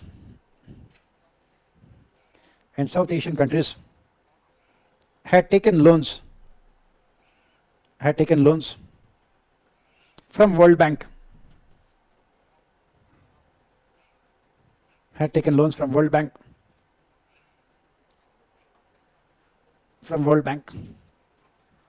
These loans had a gestation period of GESTATION period of 30 to 40 years.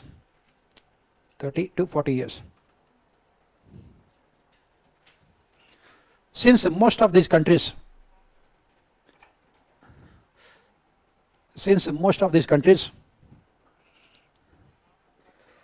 went into the hands of dictators,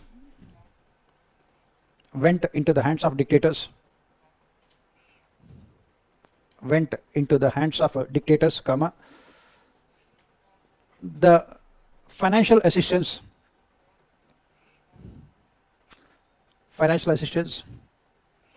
was misused for their personal personal comforts and luxuries.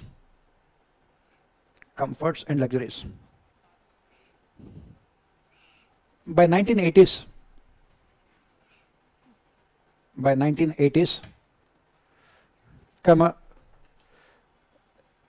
they had failed to repay the loans.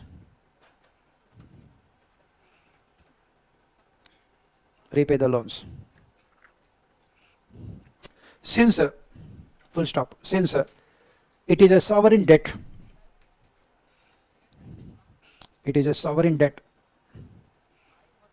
DEBT in brackets, loans given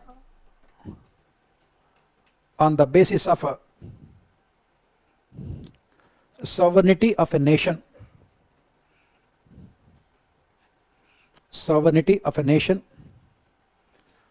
without any collateral securities.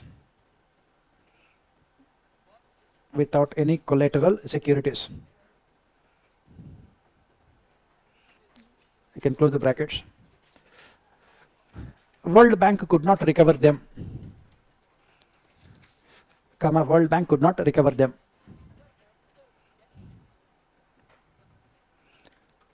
These countries demanded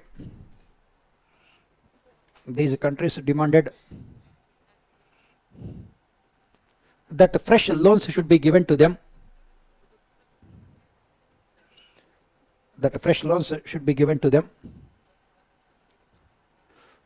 So that they can repay the old debt.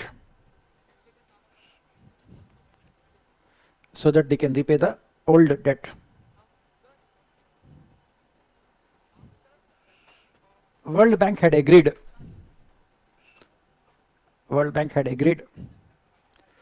to provide fresh loans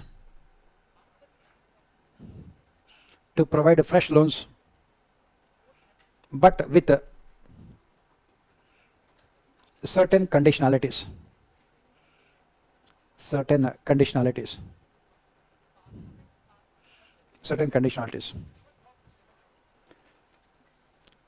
These conditionalities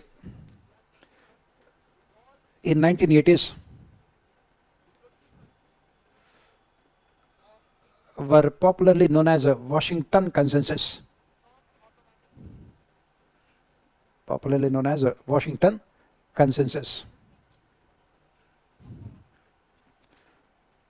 Countries were asked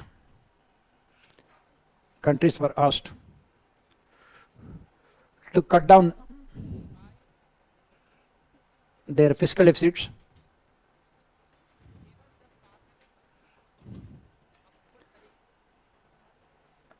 devalue their currencies,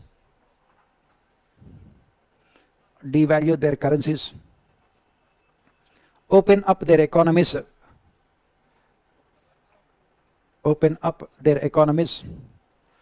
to the rest of the world,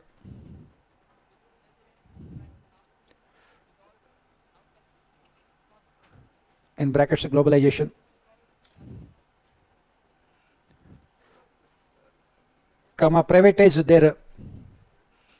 Privatize their loss-making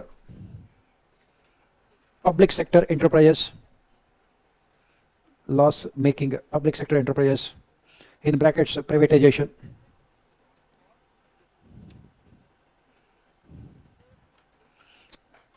Dismantle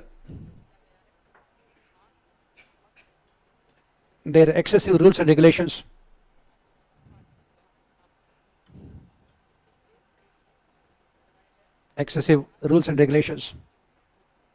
in brackets liberalization.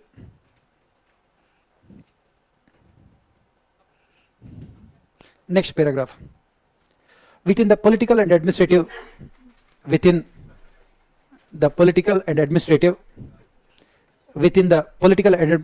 systems,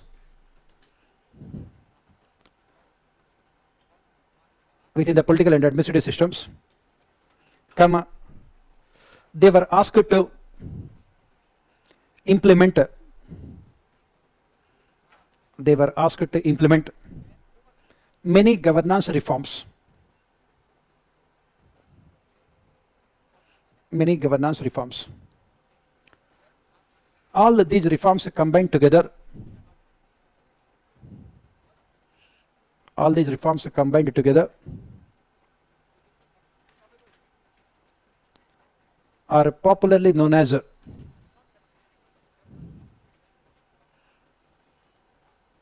the concept of good governance. The concept of good governance. Popularly known as the concept of good governance. Next paragraph.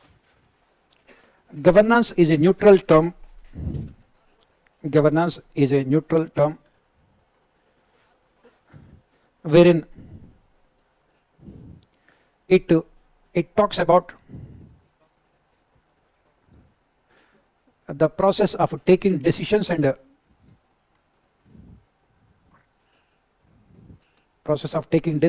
implementing them.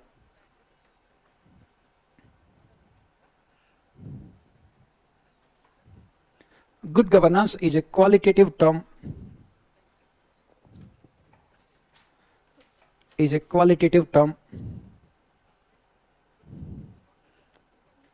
Which emphasizes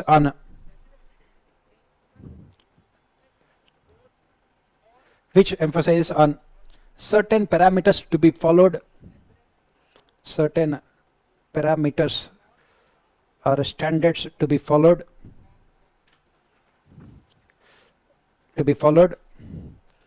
while taking decisions and implementing them.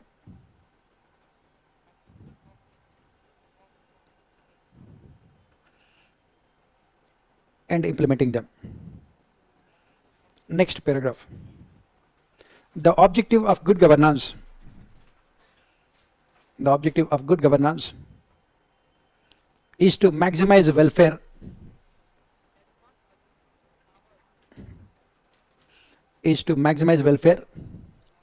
For maximum number of people.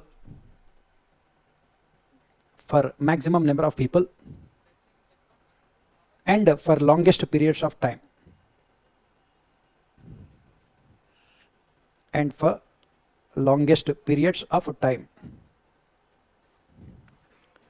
Next paragraph.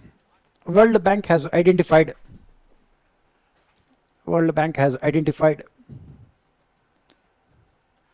8 important features of good governance. 8 important features of good governance. 8 important features of good governance. They include, you can write down all of them. First, transparency. Second, accountability. Third, participatory in nature.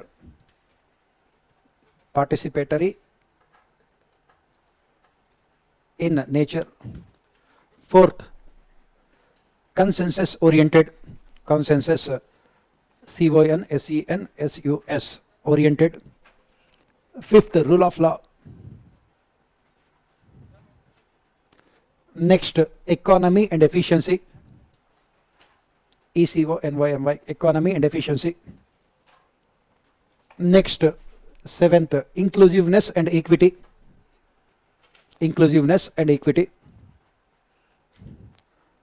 And the last one is responsiveness. So these are all the features identified by World Bank for good governance. And what you must remember is that all these features are the syllabus of our entire ethics paper and governance paper and polity paper also. Whenever you are in doubt about writing answers, you will say that there should be accountability within the system, judiciary.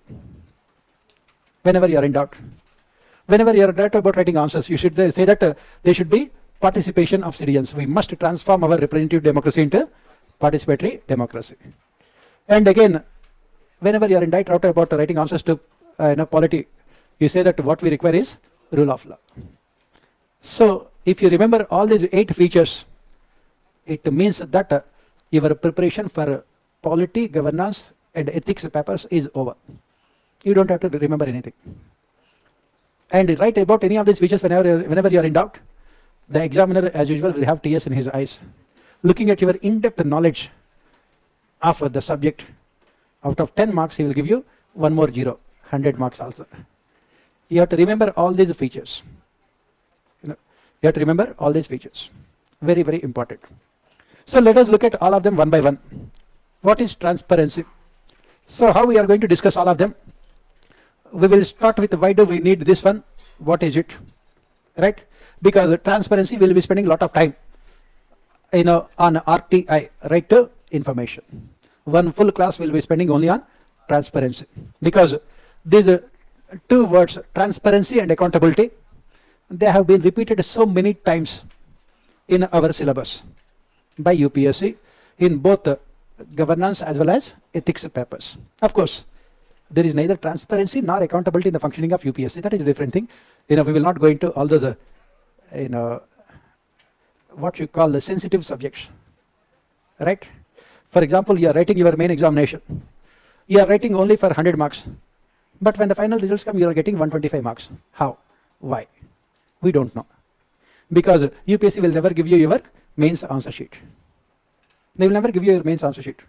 They will never give you your prelims answer sheet also. They will only tell you that this is the marks you have got.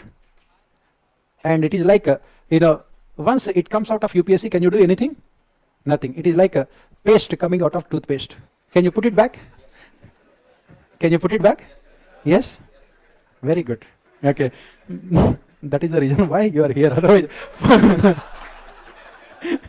for doing all such stupid things, right?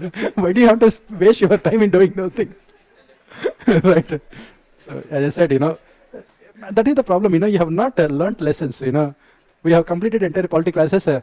You should know that you should not be answering the questions innocently. The second part of the question can be very problematic. What happened? Dark mode. Okay. So, coming back here, World Bank has come out with all these 8 important features. All of them are repeatedly asked, as I keep on saying, in both our ethics paper as well as governance papers. So let us start with the first one, transparency. Why do we need transparency in administration? Why? Because wherever there is secrecy, there is always a scope for misuse and abuse of power. In our ethics paper, they have asked a statement to explain. Normally, they will give you some statements and they will say that explain the statement. These statements are given by the philosophers. One of the statements is that we can understand when children are afraid of darkness. Children are afraid of darkness, we can understand. But the problem comes up when grown-up people are afraid of light. Problem comes up when grown-up people are afraid of light. First part of the statement, let us try to understand. We can understand when children are afraid of darkness. All of us, maybe all of you also, in your childhood, you must have been afraid of darkness. Already you can see here, people are talking about dark. When the light went off only for a few seconds. Right? So, in your childhood also you must have been afraid of darkness, right? Yes or no? Yes. Anyone who is not afraid of darkness? Please remember, be careful while raising hands. Still people are raising. Okay? Okay, so since very few people have raised hands, let us come to them. Right? So, why they are not afraid of darkness? That is what we have to think. Normally in our childhood we have been taught that, we have been told that in darkness you have these spirits and devils and they will be moving, and that is the reason why we are afraid. That is the only reason. Why those who have raised hands are not afraid of darkness? Because spirits are afraid of them, because they are more dangerous than spirits. Right? So otherwise, we can understand when children are afraid of darkness. The second part of the statement is more important. It says that the problem comes up when grown-up people are afraid of light. That is what we say. The problem is that when you are afraid of light, why? Because under light, all your misdeeds can be seen by others. All your corruption, all your nepotism, favoritism, all your misuse of power can be seen. That is the reason why you can see that within the government there is so much of opposition to right to information. Because this right to information, what it does? it will ensure complete transparency in administration. Whenever there is transparency, automatically it will be problematic for the grown-up people, because people will come to know about their corruption. On the other hand, if there is complete secrecy in administration, you can do whatever you want. You can indulge in corruption, misuse of power, nepotism, favoritism, abuse of authority. Nobody will recognize, nobody will come to know about it. That is the reason why since 2005 onwards, when we have passed this landmark legislation, right to information, as part of a rights-based approach to development, every government that had come to power after that made sure that this RTA would become totally ineffective. And since 2005 onwards, as we discussed later with RTA, more than 500 RTA activists have been killed because they wanted to bring into focus the corruption of the contractors and the politicians, into public. They have been killed. You must have seen in newspapers also. Last week also there was a news item that an RTA activist has been killed also. I don't know whether you are reading newspapers or not. Yes? Yes or no? Okay, very good. Let's hope. Right? As I keep on saying, please remember, our UPSC preparation starts and ends with newspaper reading only. All the questions in polity this year are related to newspapers only. Everything. Even in governance also, all the questions are related to only newspapers. Make sure that you are continuing with your newspaper reading. So that is what happens. That is the reason why since 2005 till now, every government that had come to power made sure that this RTA would become totally ineffective, because they don't want any kind of transparency within administration. We still don't know how the Council of Ministers take decisions. Why? Because as we have discussed in polity, these meetings of the cabinet are held in a highly secretive manner. We don't know what happens in those ministries and departments. Why? Because everything is done in a highly secretive manner. Nobody wants any kind of secrecy, because transparency means it automatically leads to accountability also. That is the reason why World Bank has said that if you want to have good governance, the first and foremost feature is you must ensure transparency. Second, Administrative Reforms Commission has submitted 15 reports. One of the reports is about RTI, right to information. And it has said that this right to information is the master key to open the locks of good governance. All other features of good governance we can see only with the transparency. Without transparency, there cannot be any good governance. And still, if you look at India, there is no transparency in administration at all. And the question that they have asked in our both ethics and polity governance papers, repeatedly every year, talk about the efforts made by the governments, successive governments, to make this RTA totally ineffective. We have Official Secrets Act, the question that was asked last year in our ethics paper. This Official Secrets Act is being used by the government to make sure that whatever that happens in the government will always remain highly secretive. Because when there is secrecy, there can be scope for misuse of power and corruption. That is the reason why World Bank has said that if you want to have any good governance, it must start with transparency. And this transparency has been strongly opposed, because it would not allow the politicians and the bureaucrats to indulge in corruption. Simply, since 2005 onwards, there are so many hurdles, there are so many problems that are created. Second ERC, as I said, has submitted one full report only about this RTI only. What are the major weaknesses? We will talk about all of them. So just start with the transparency. Transparency, you can write.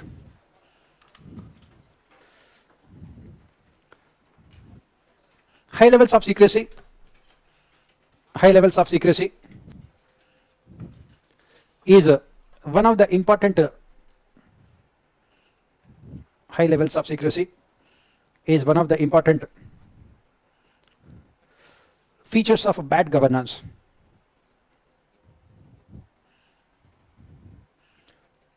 Features of bad governance. It can allow ALLOW those who are in positions of power,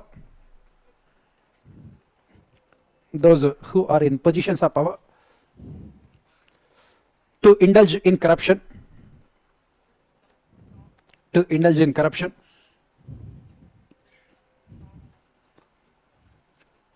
misuse and abuse their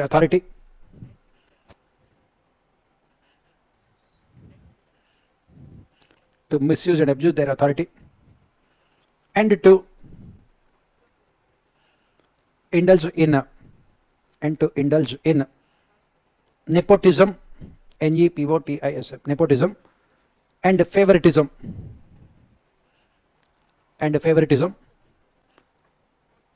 in their functioning,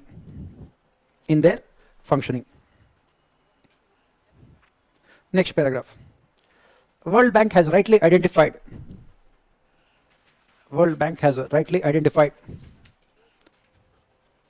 that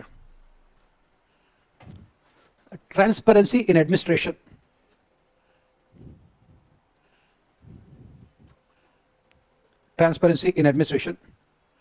is necessary to realize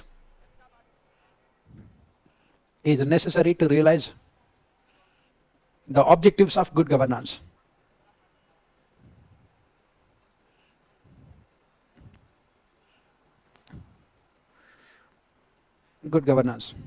It will create awareness among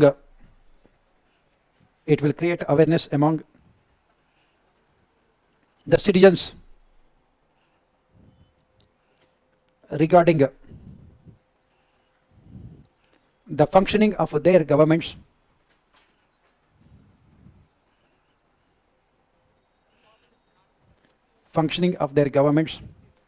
which ultimately can lead to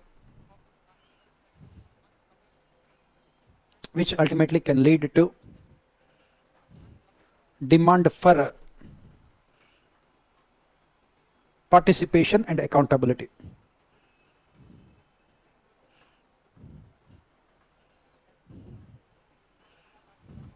India has passed RTI, Right to Information Act, in 2005 to ensure transparency in governance.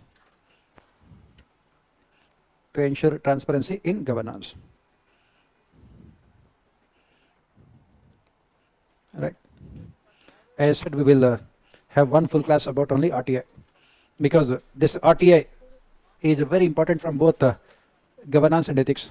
Combined together, you will have at least minimum 60 to 70 marks only from RTI every year. Very important topic. Next one is accountability.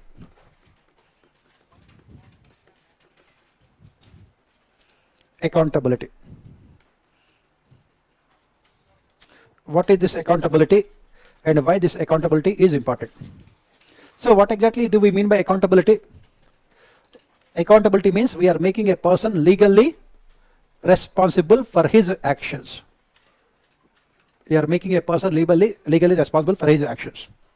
That is what we call accountability. Legally responsible. That means you are asked to do something you have not done. In a sense, you have not done those things, I can punish you according to law. That is what is called accountability. So what does it mean exactly? Let us try to understand why this accountability is important. If you look at the functioning of our parliamentary democracy, we talk about three important institutions in our parliamentary democracy. First one is the political executive, here bureaucracy, and of course ultimately people. Political executive, bureaucracy, and people. Political executive is accountable to people. How? Through electoral process. Every 5 years they have to get themselves elected. Bureaucracy is accountable to political executive. How? Political executive has the power to decide their promotions, transfers, postings, suspensions, removals. Yesterday you must have seen in newspapers, an IAS officer was removed. That officer was compulsorily retired from service. Right? So the names are not required. Okay. Why do you want to remember those kind of officers? Remember good officers. Right? So, but the problem is that in our parliamentary democracy, there is no direct accountability of bureaucracy towards citizens. There is no direct accountability of bureaucracy towards citizens. And this bureaucracy, they are permanent. Once you get into services, you will be there for the next 35 years. Let us assume that you are getting into services at the age of 25. For the next 35 years, you will be there in service. Nobody can remove you. You are given security of tenure under Articles 310 and 311 of our Constitution also. So you cannot be given, you don't have you have that kind of security of tenure. They are permanent. They have huge amount of powers. You are a police officer, just for fun. You don't like a person and you kill him, and call that person Naxalite, come terrorist, come communist, come regionalist, and everything, secessionist, come. Get a presidential gold medal also for bravery, for killing a dreaded terrorist also. Right? They have huge amount of powers and they are not accountable. They are not accountable. Right? They are not accountable. And what do you call it as? Dictatorship. In dictatorship, the dictator is permanent and he has lot of powers, huge amount of powers, and there is no accountability. That is the reason why good governance talks about accountability.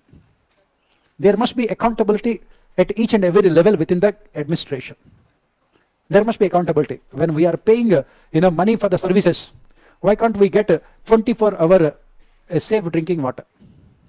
Why can't we expect very good condition with roads? Now we can see when you are traveling on roads, all your physical body exercises will be done. You'll become a six-pack also, right?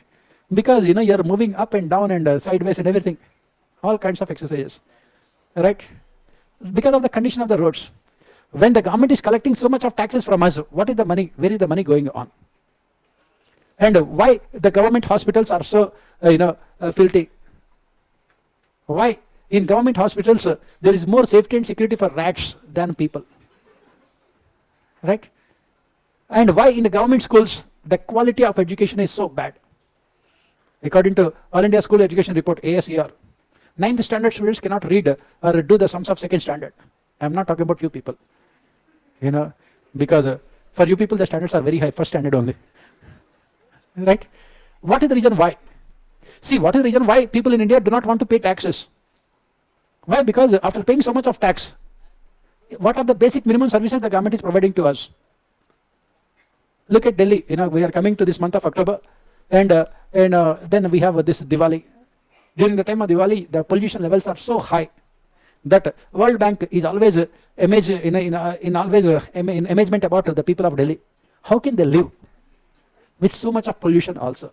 The pollution levels are 20 times higher than what is called dangerous by World Bank. How?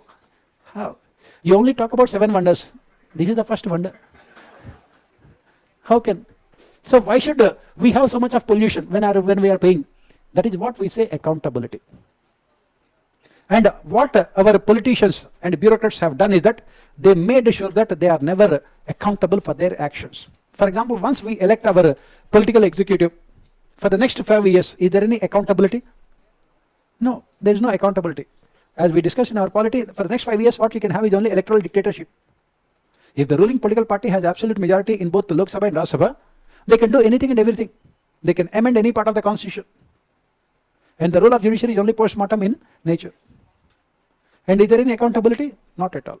That is the reason why World Bank has said that accountability is a very important part of good governance.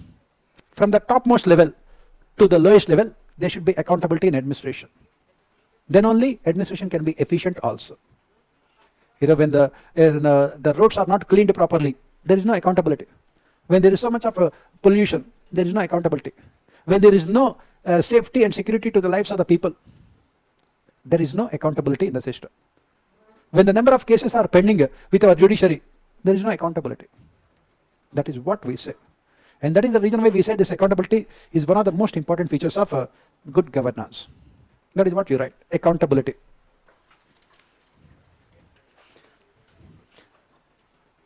Accountability means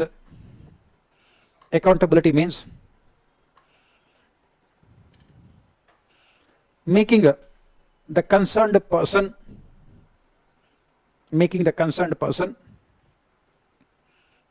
legally responsible for his actions. Legally responsible for his actions.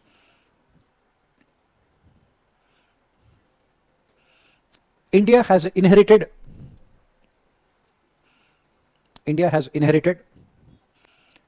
colonial, C-O-L-O-N-I-A-L, colonial administrative systems,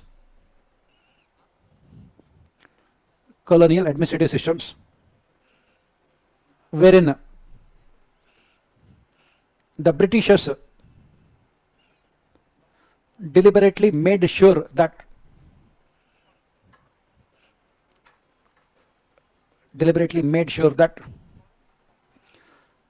bureaucracy is never made accountable to the citizens,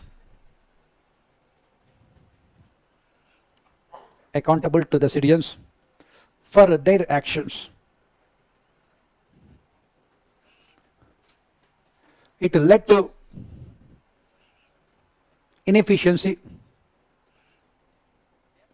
and corruption. Next paragraph. As a part of a rights-based approach, RIGHTS based approach to governance, many governance reforms have been implemented,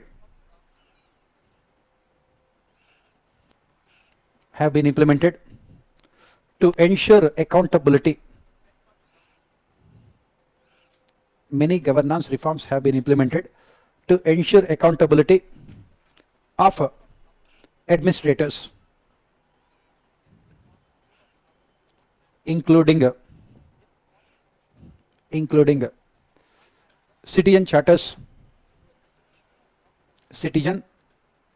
CHARTER, e-governance, social audit, and so on.